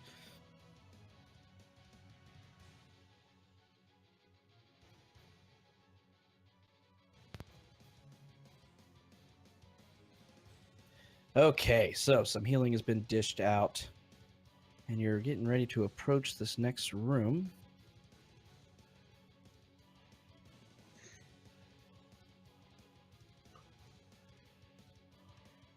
All right, so as you go into the next room, you see this is a spacious vaulted hall, weathered and cracked from the ravages of time. The walls are all charred and scored.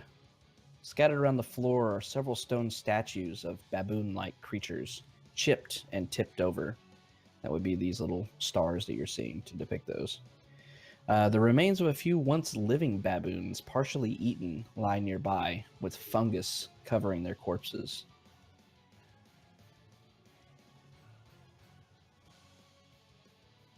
What do y'all want to do?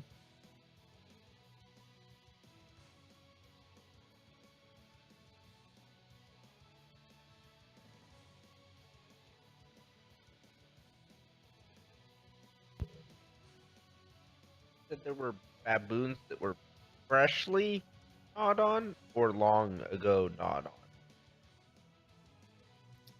They don't look particularly fresh, but they don't look like they've been here for years or anything either. I can see in the back. I want to know what's in the back of that damn room. See something. Ugh, God. Havoc. You see something in the distance. Can't quite see it clearly yet, though. Superior Dark Vision says, fuck that thing. Dark Vision sees something too. Dark Vision sees something, but we ain't got a clue. How well can y'all see that? I can see it pretty well. Okay, so ahead, I can see the whole something spherical floats in the air about chest height. The sphere has a central eye and about a dozen tentacles growing out of its top. Are you Each kidding me? appendage has a white sphere with a black pupil at its tip. Fuck this shit. I'm out. You don't know what the hell it is? I think my druid training does because this is the sort of thing druids pursue and destroy. You know stories of certain malevolent creatures that share characteristics of this, but you don't know exactly what this creature is. Not from this distance.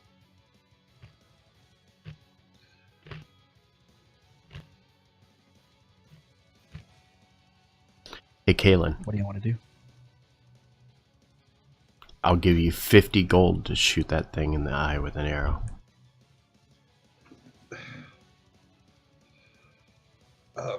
You know I don't have arrows or bow or anything like that, right? I'll give you my crossbow. Fuck that thing. I got Eldritch Blast. I can hit it. No problems.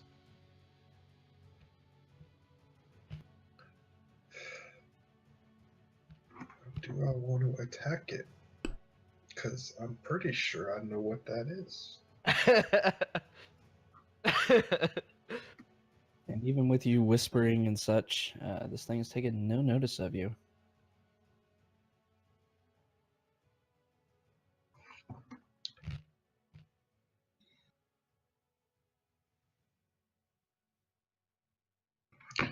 What are we doing, guys? Can I roll a nature check to see what it is? You can do it at disadvantage from this distance. Y'all gotta remember, even with dark vision, everything is very dim light. You can't see really clearly things in the distance. Oh, fuck it. Let's do this It looks like what you think it is, but it's hard to tell.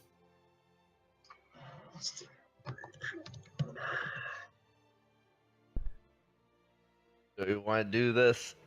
Blue? 120. Okay, fuck it. Do we want to see what it is a little better?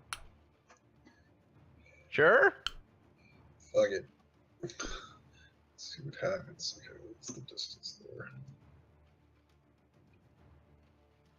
50 feet out. Okay. Havoc I'm is gonna loving cast, this. Dancing lights. Right there.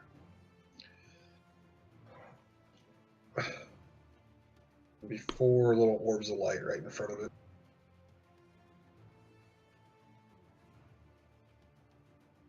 Dim.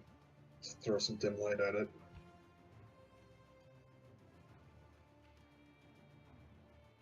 What color are your dancing lights? Just white.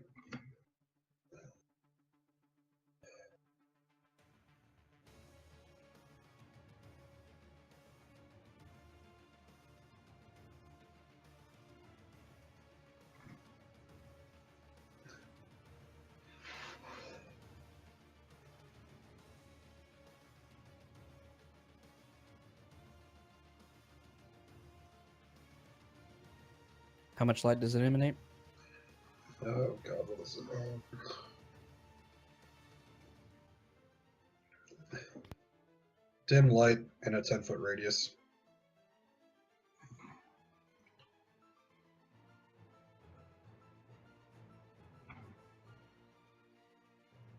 That kind of brighten things up for you? A A little. little bit. It's only dim light. That's pretty much what you're seeing in right now, so. Yeah. Actually, y'all would see dim light as bright light.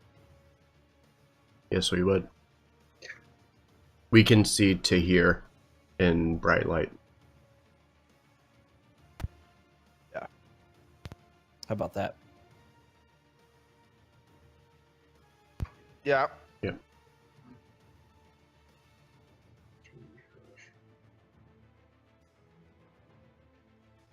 I have a feeling you noticed that So- something here now. Yeah. Like I said, you see this thing pretty much with the description before. You know, it's a sphere, has a very large eye that is now spun around and is staring at the source of this light. You know, these floating balls. emanating light next to it, and it kind of looks at him quizzically.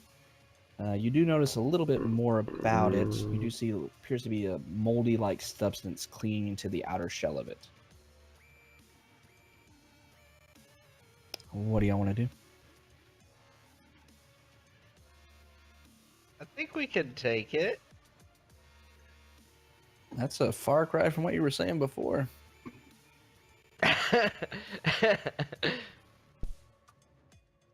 Casting guidance on myself. Okay. Still is not taking notice of you.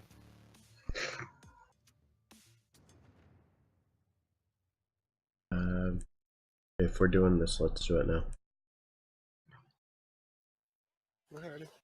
Let's I'll do pull out it. my bow. So we're doing it. Yeah, As we're it doing kinda, it. as you are discussing it, it kind of circles around the light, still looking at it very intently.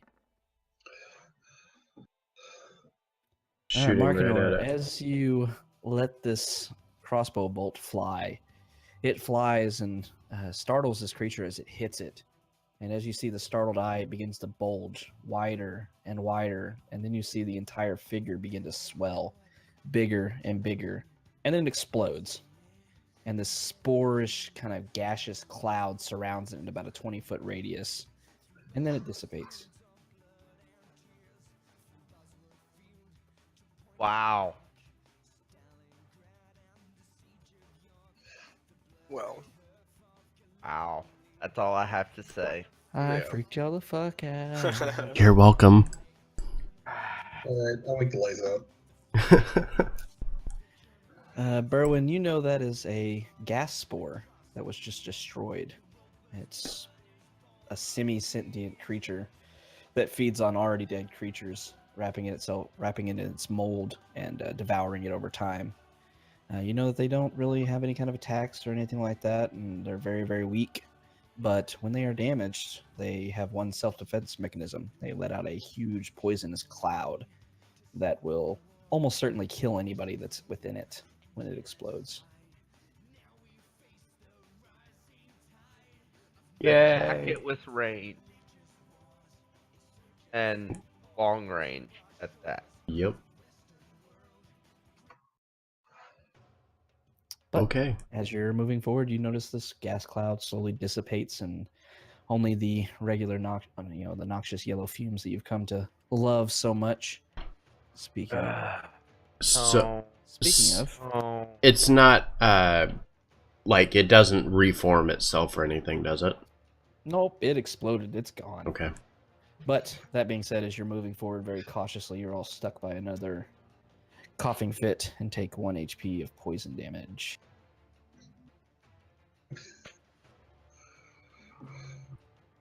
Can I look at these the dead baboons you said?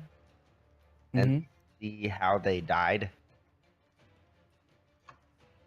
See if I can tell how they died. It seems like they were. You don't see any visible like outward wounds, like no cuts or chewing or anything like that. It seems like they, almost fell over in place, like they were, struck by some kind of disease or something of that nature.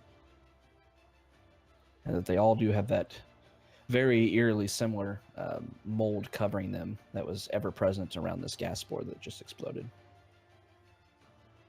Don't touch them. Give me a gold piece to lick them. A gold piece. That's it. Wow. The circled stars, are those all of the dead baboons? They are the like statues. Statues. Broken and laying over and such. It seems like this room once was a very majestic one. You only see what appears to be, as you move into the center of the room, kind of covered in dust and decay. You see what appears to be an old wooden inscription of a sun, but nothing, important about it or anything of that nature. It just looks like it was decoration, but it's very, very old, very weathered with time. Okay.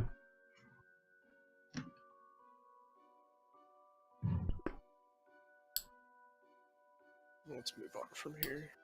Yeah. This room's giving heebie-jeebies. as I've heard said once. As you move into this next hallway, you see two paths in front of you. One leading immediately to the west, and one further down that also turns west. Hmm.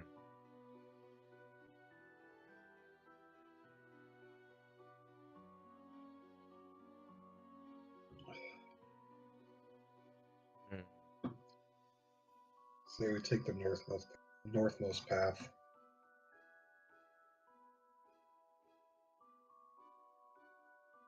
Nearest? Turn back to the south.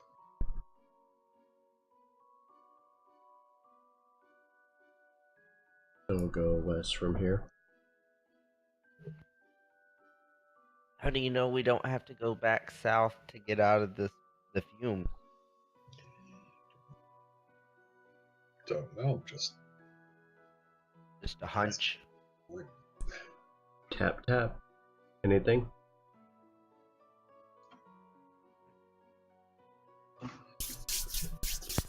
Not seeing anything, no traps or anything that you're able to perceive ahead of you.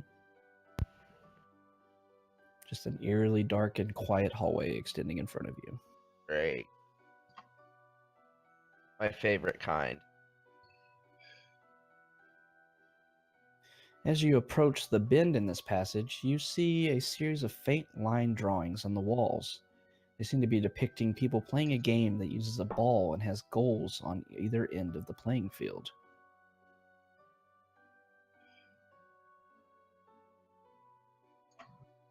What type of gold? You clearly see in front of you. You see where as the corridor bends right here. You see what appears to be a capstone that seemingly covers a hole in the floor. Etched in the top of this slab are several glyphs obscured by a layer of dust.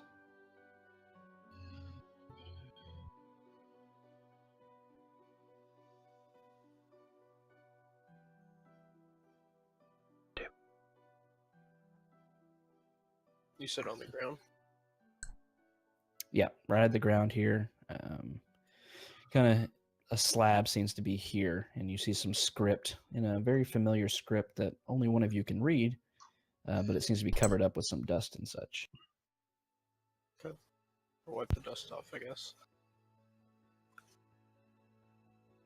I was gonna druid craft a gust of air to do it. Yeah. I was checking to see if I had thaumaturgy and I was gonna cause a wind gust, but I don't have it. So as Guessing. Alien, Who can read it? only Berwin can read this, but as Aeolian kind of knocks the dust aside, nothing untoward happens. But Berwin, you're able to clearly see some lettering, and for whatever reason, you're able to understand it. It reads, "Dare not open this pit unless you be willing to meet the challenge of Pelota." You see about 5 feet above this capstone, now that you're all kind of gathered there, in the southern wall is a hemispherical depression about 1 foot in diameter. Y'all want to face the challenge of Pelota? It's a very vague yet very specific question. Because if we do, we move this rock. If we don't, we leave it alone. That's all it says. I want to face the challenge of rest and not poison. Yeah. So probably not. Then. We should probably keep going. Yeah. For now. That's what I would assume from the writing on it, right? Havoc. What was that? As long as you don't disturb the stone, nothing will happen. That'd be a valid assumption. Okay. I don't know if it's true or not, but good assumption, I guess.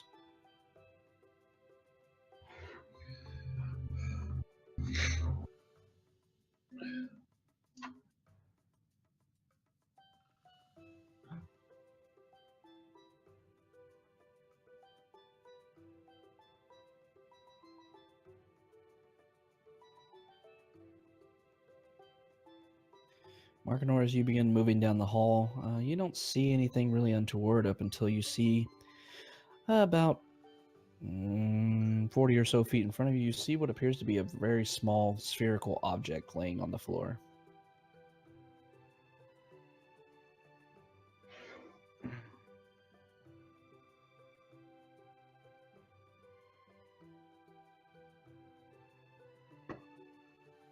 Kalen, detect magic. Up ahead, about 40 foot. I gotta get closer. Okay. So, yeah, that's about right. Yeah, okay. Detect magic. It lights up. Yay, magic. Seems to be kind of a dormant incantation that was put onto it, but definitely has some kind of magical influence upon it.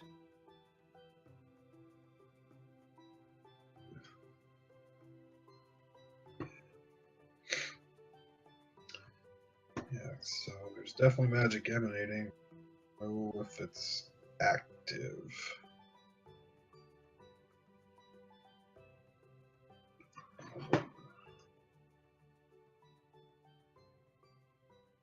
And nothing's happening as we're getting closer, correct? Correct.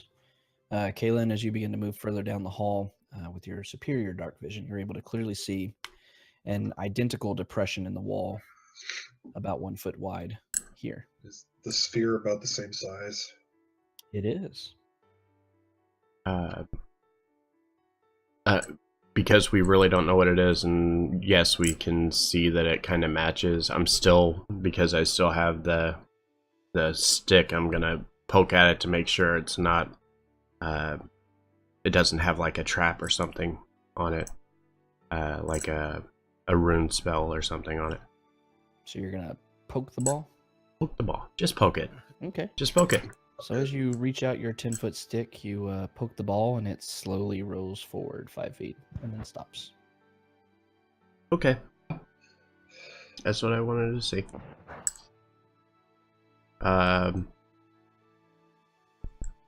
I'm going to... Yeah, I'm gonna keep doing that. Just keep pushing it down the hallway, because I don't want to touch it. Okay. Just in case. I want to just keep knocking it down the hallway. Poke.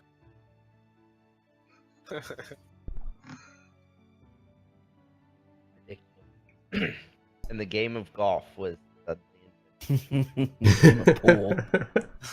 I was gonna say hockey. Huh. The game of sports ball was created. Yes. Yay, sports ball. As you finally hit it over here, it kind of bounces off the wall and comes to rest right there. Mm-hmm. So, shall we pick it up now? Or how high up is the opening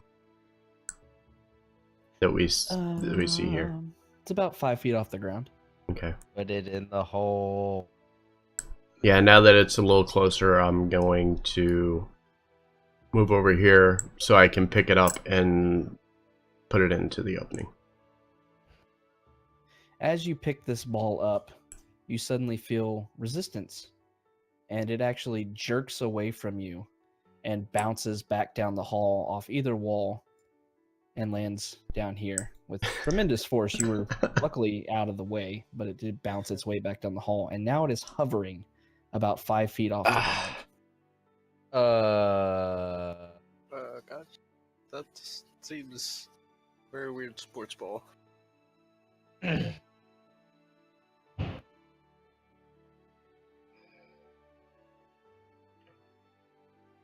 Well, it was a good idea.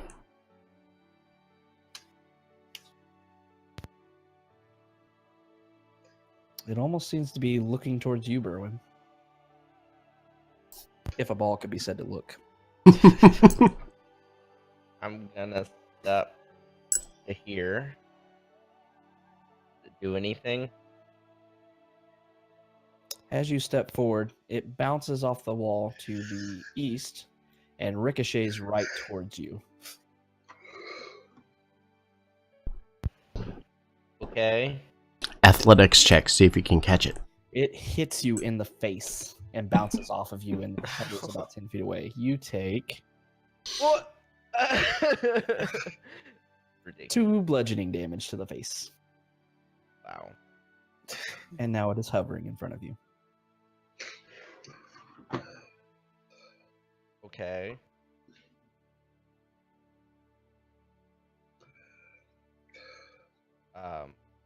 Kalen's thoroughly amused by that, by the way. Just hear Kalen chuckling like, dumbass. Somehow I need to get by this thing because it's Try poking it with a stick. I don't have a stick. You have a stick. What do you carry? All the time. I have a staff. Stick. It's a It's stick. a stick. Yeah. It's a Semantics. fancy stick. Fancy.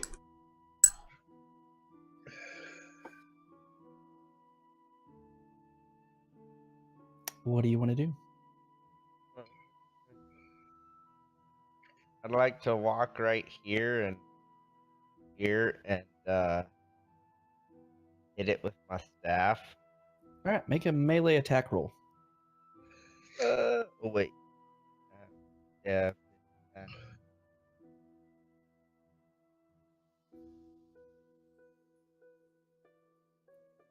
Hitting it with a spear. Well, I don't have my staff in here.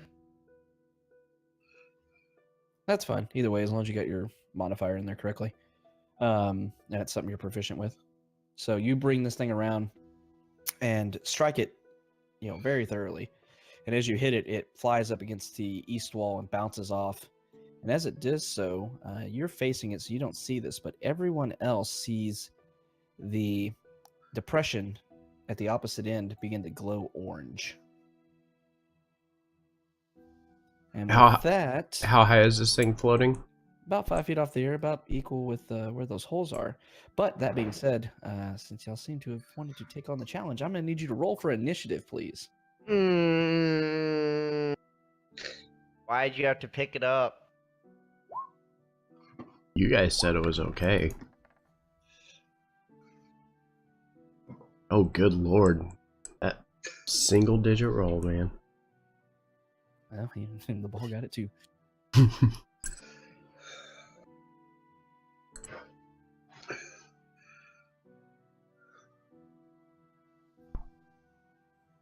All right, so seeming as if you wanted to play this game.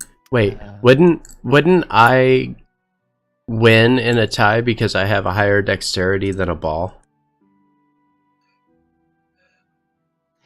Do you though? Okay, we'll let it go. I don't want to get hit in the face by a ball, okay? All right, so after seeing this transpire, you see this ball floating in the air after almost attacking Berwyn. It is now floating in the air. You did see that the area down here, the depression, was glowing orange after it was struck. What do you want to do, Alien?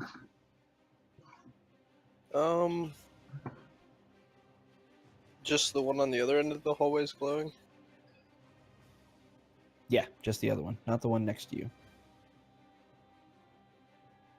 I'll kind of come up here, yell at Berwyn to duck. But I'll try and smack it kind of at an angle around him if I can. All right, give me an attack roll.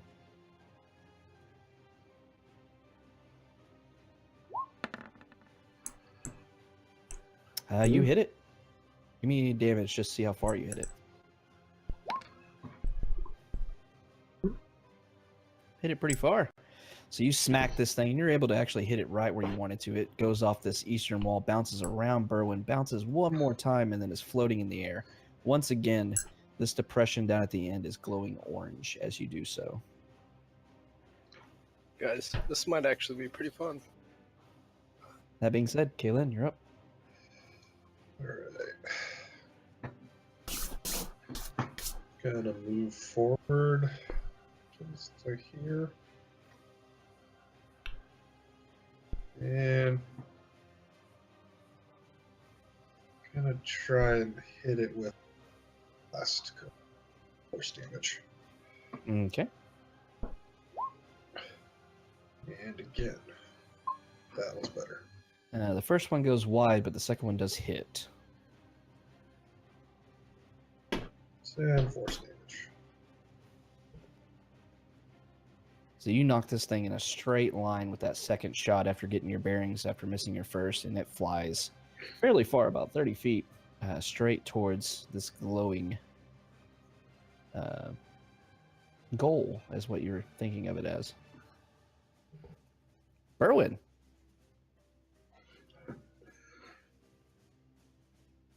So where did the ball end up? Because for some reason I can't see it. I can't either. Poor little Here, though. guys. Poor I little mean, guys. if it's like right there, that's within 60. I don't know why. It's not emanating any light.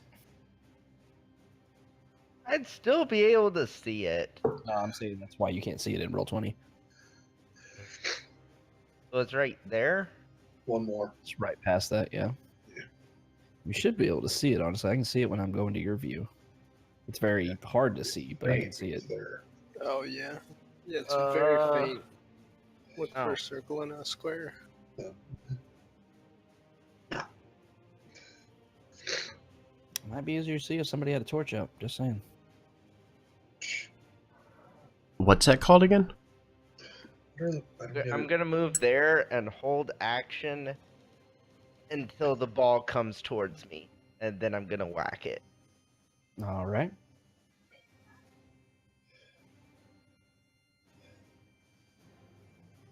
Markinor, you're up. I'm done. Whatever is about to take place, I don't even know if I want any part of it, so I'm going to hide around the corner for a second, and I'm going to keep my eye on this goal right here. Okay.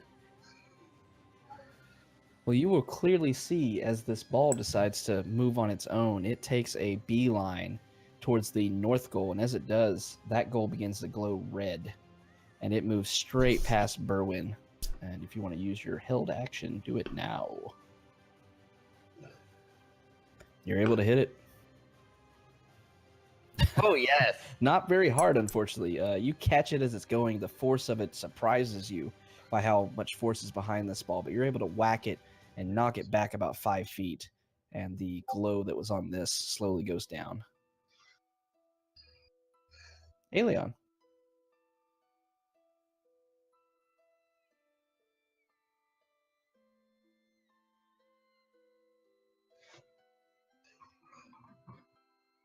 I can't really see anything, guys, so...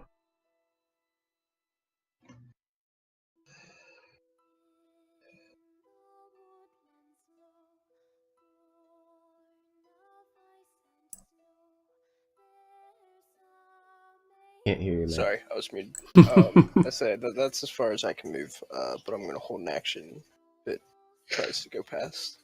Alrighty. Kaylin. I don't even have to move. Just gonna Elder Blast. Yeah. Okay.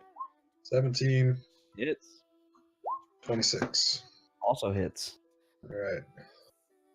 12 and 9, so 21 total. You hit this thing hard. It goes almost all the way. This, once again, glowing orange as the ball approaches it. But it is able to stop itself before it reaches it. Berwin. Wasn't done. Oh, sorry. I just want to move forward 15 feet. Got you. All right, Berwin. So move right here and hit again towards the goal.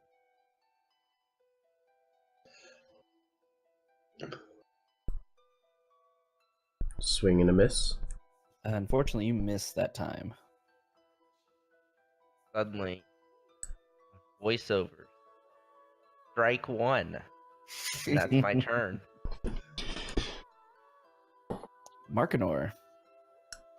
Still waiting. I'm actually considering... I'm gonna just stand right here and kind of block this opening.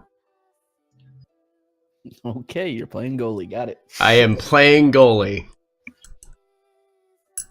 All right. That being said, this thing is going to bounce off the wall directly in front of it and careen towards Berwyn's face once again. Does a 15 hit? I hit 6 instead of 5. 15? No. Okay, It so this misses. thing, you're able to duck under this thing as it bounces off the wall right next to you and then careens further down, stopping about here. 5, 10, 15, 20. Actually, about here. There we go. Once again, right behind you, Markinor, you see this thing bright red once again. Okay. Aelion. This other one's still glowing, though, right? It Yes. seems to only glow whenever one of you hit it. Okay, well, I'll move up to it and smack it some more. We're playing a game against a ghost. Yeah, I'm thoroughly enjoying it, too.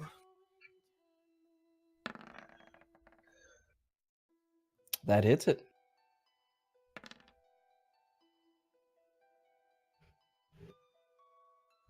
Didn't hit it quite as hard as you did before, but you're able to knock it about 15 feet down the hallway before it slowly lurches to a stop. Caitlin, you're up. Get it close. Trying. Win the game. Again. I believe. 17 That hits it. and 10 does That one does not. 9 damage. Berwyn kind of flinches as you knock this thing right beside him before it finally slows down and stops. Anything else, Galen? That's it. Berwyn, this thing's right next to you. Okay. I'm gonna hit with my sword this time instead, seeing as how Okay. Shatter Spike didn't destroy it. Also been using the flat of.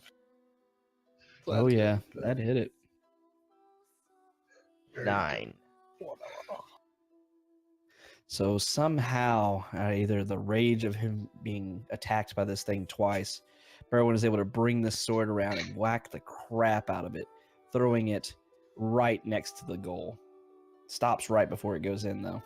This thing, the hole in the wall is glowing bright orange now, even after the attack is done. Markinor. Still waiting. Just I have my Warhammer out. I'm like literally just playing goalie waiting for this to happen. Holding his warhammer up, just Come on. batter up. Yep. All right, this thing is going to fly towards Berwyn once again. Oh my goodness. Go away.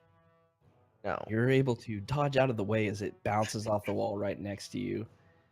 10, 15, 20. And bounces off the wall to the east and ends its turn there. Aelion. Come up again and try and pull the same move I did at the beginning. Kind of trying to hook it around Berwyn. Okay. 13. Yeah, you hit it. Oh, hit it good too. All right. Good So hit. this Good thing- hit. Good Uh, hit. Barely getting connection with it, but you're able to hit it hard enough to send it where you wanted to. So it flies kind of in a diagonal right north of Berwyn, bounces right beside him, but doesn't quite hit him, and stops right in to the south of Berwyn here. Galen. Alright. I'm gonna forward here. Here. And fire off 2 more.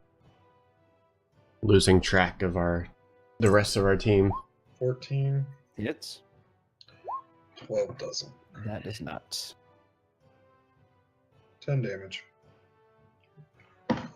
You're able to expertly send this shot right over Berwyn's shoulder and hit it off the wall. It bounces off, goes in a straight diagonal into the goal.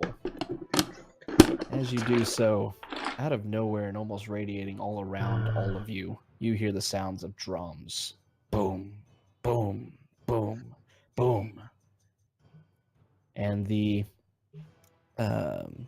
plate that was seemingly covering something here slides over on its own volition and falls down Uh-oh. into a little bit of a pit.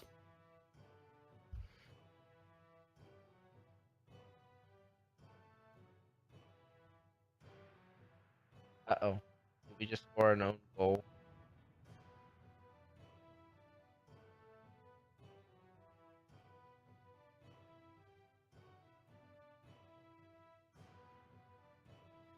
The southern goal that was glowing orange has gone dormant, but now, Markinor, you see that the goal next to you is glowing very vibrantly orange.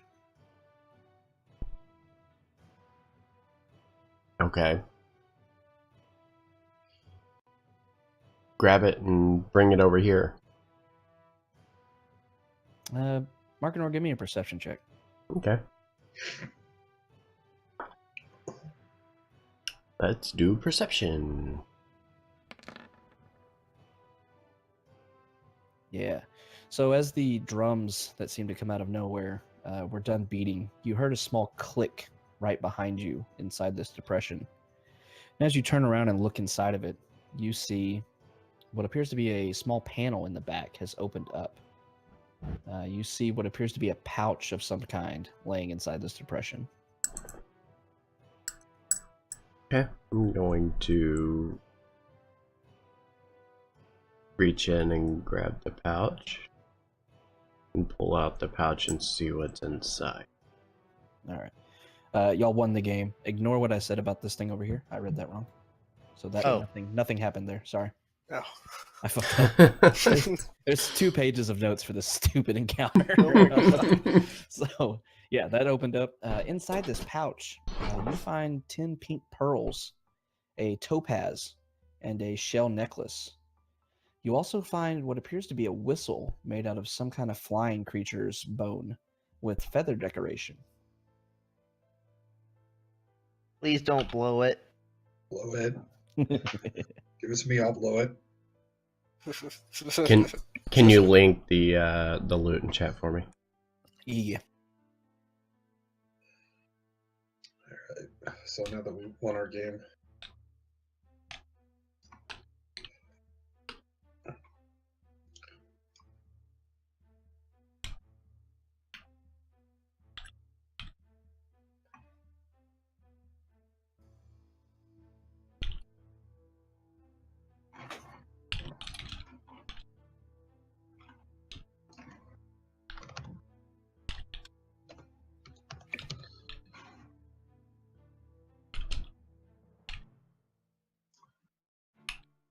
What do y'all want to do?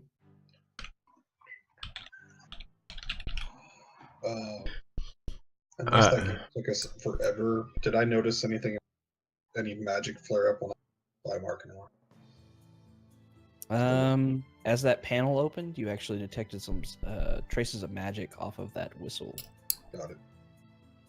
And I'm gonna show everybody kind of what we got and put most of it in my backpack and kind of as Kalen looks at the whistle and identifies that it's magical, I'm just gonna hold on to it. I'm gonna keep it kind of close by and not get rid of it just yet. Unless Kalen wants to blow the whistle and create a bird person that's gonna come and eat us. That was my plan. Bird person? Bird person. That's gonna be its name. It's bird person. Bird person. Harvey Birdman. As you're kind of examining everything, you're all struck with another coughing fit. Whatever. It was worth it. You all take 2 points of damage. Ah, stop it. I feel for you guys. All right. Y'all want to check this door, I guess? Yeah. Yeah, investigate the door. Yep. I'll help him. Roll them. Bound to happen today. The door appears to be unlocked. Seems like another stone door that you've come to realize or recognize from this place. No traps that you see on it. Can I hear anything on the other side?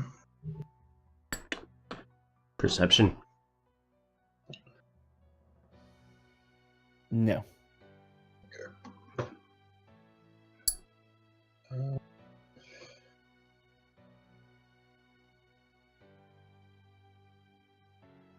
don't know why I got a bad feeling, so I'm gonna stealth up. All right. Everybody else being stealthy, or just Kaylin? Yeah. I can try. How long does my guidance last Still for? all dark in here, right? Yeah, I don't think we Yeah. covered that. Yeah, no, it's still dim light. All right, y'all are feeling adequately stealthy. Oh wait, well, yeah, no, you're gonna feel adequately stealthy either way. Okay. Yeah.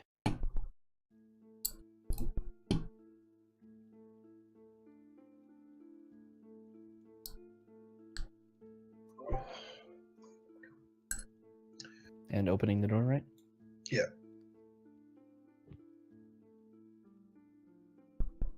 All Wait. right.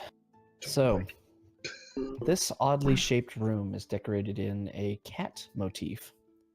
The center of the southeastern wall, so over this way, is carved to resemble the face of a snarling tiger with hollow eyes. Near the center of the room is a stuffed tiger, posed as if on the prowl. The tiger's left ear has been torn off, leaving a jagged scar on the head. Also near the middle of the room stands a stone statue of a tiger-headed man holding a spear. In several other spots on the floor are stuffed domestic cats in various poses, sitting, stalking, pouncing, and one is begging, pawing the air. One of these cats in the center of the room has been knocked over and chewed on. Its stuffing is falling out. Hung on the walls are several skins of lions and leopards, tiger heads, and a cat of nine tails.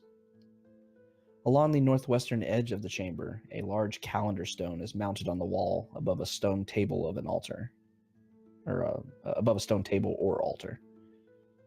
The statue of the Catman depicts a tall human male with 2 extra sets of nipples.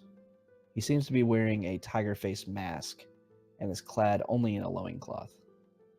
A jagged scar runs across the left side of his chest, above the heart, and his chest is sunken and bony.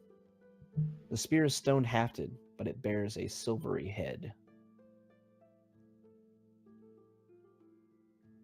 And that's what that statue looks like.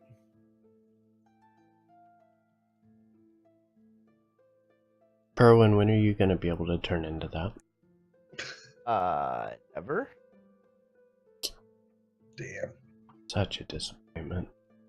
Well, level 17? So never. Just gotta get out of this. So, and we don't hear anything in here, correct? Like nothing's moving or anything. Nope. Is that thing?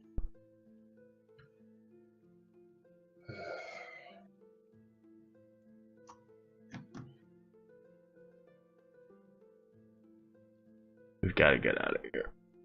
And the star, the circled star, is where that statue was? The statue is located here. Yeah. Okay. Oh, this one here. Yes. Oh, okay. This one. So what is that one? That one is the tiger, where the left ear is Stuffed torn tiger? off. Yeah, the stuffed tiger. Okay.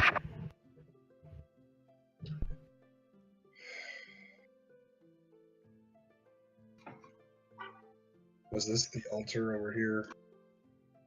Yes, that's the one that has the a large calendar stone is mounted on the Okay. wall above stone or altar.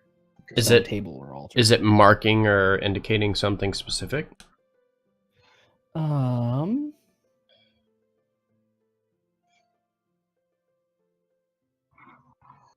The calendar, it's a great wheel of stone, is carved from what appears to be limestone. In the center of the calendar is a symbol of the sun surrounded with various sigils depicting seasons of the year. The stone is 10 feet across and is mounted 5 feet above the floor over a small stone altar. On the altar rests a ceremonial dagger of flint and jade, or of a ceremonial dagger of flint and a jade statue of a cat. At the foot of the altar is another stuffed calf, posed as if begging or attempting to catch something in the air.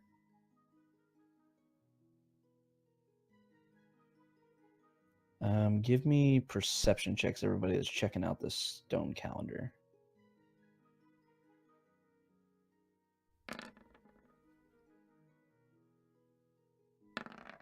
Holy hell, I didn't even need the guidance thing. Oh, it wouldn't have counted anyways. Markinor, you're able to see that the calendar itself seems to be held onto the wall by a smaller rod of stone behind it. The gap between the calendar and the wall is a few inches wide.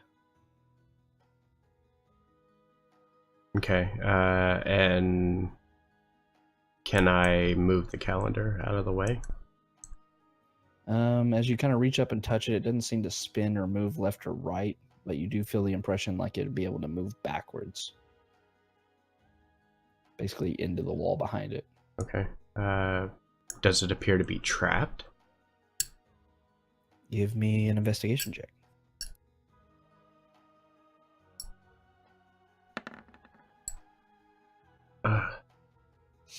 God, I hate investigation checks.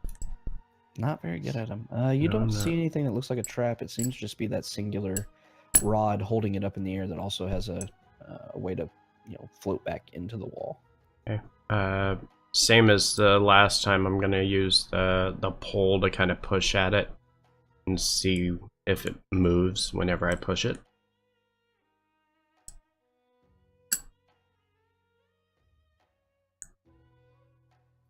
All right, so you're using the 10-foot pole to push this into the wall? Yes. As you do so, the stone calendar begins to move backwards, and you hear an audible click and some rumbling from beyond the wall. You start to see what appears to be a secret door opening, but as you do so, you hear cracking and movement from behind you as this statue comes alive. Yay. And we'll see what happens next week when we return. No. Oh, bad. Fighting that tiger. Yeah. You sure you can't turn into that thing? If anything, I think it would be easier because it's only like a half transformation. Yeah.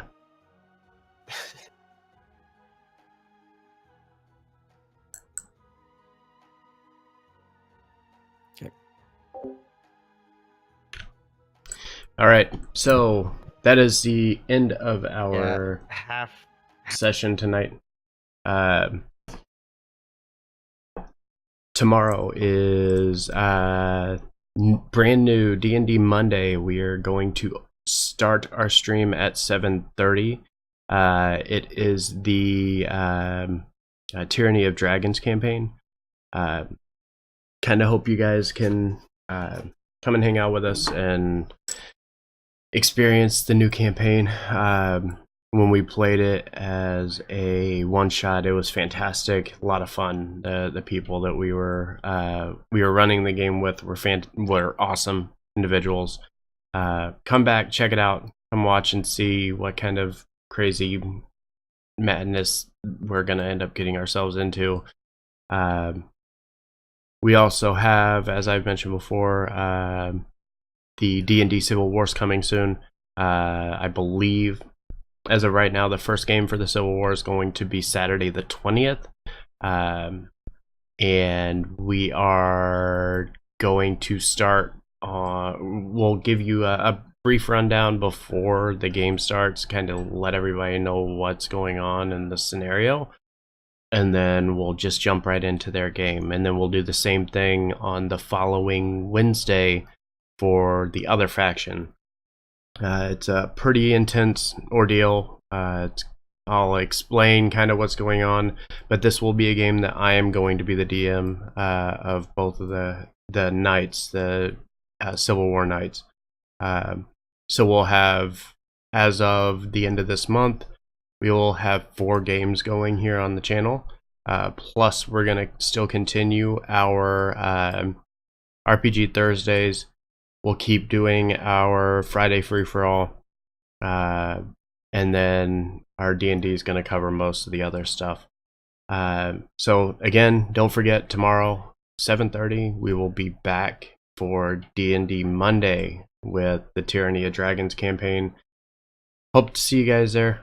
Thank you guys for tuning in. Again, I would like to thank... actually just got a new subscription. Bring the Ruckus. Thank you so much for the subscription. That is our second one of the day. It's pretty impressive. And then Loopy Bob, Dido11, Ty Cloud, Ron VR Chat, Sokua, and I believe that was it for follows today. And Okut and Mage, again, thank you for the subscription earlier. That's it for tonight. We'll be back, like I said, tomorrow. I hope to see you there. And yeah, that's it. Have a good night.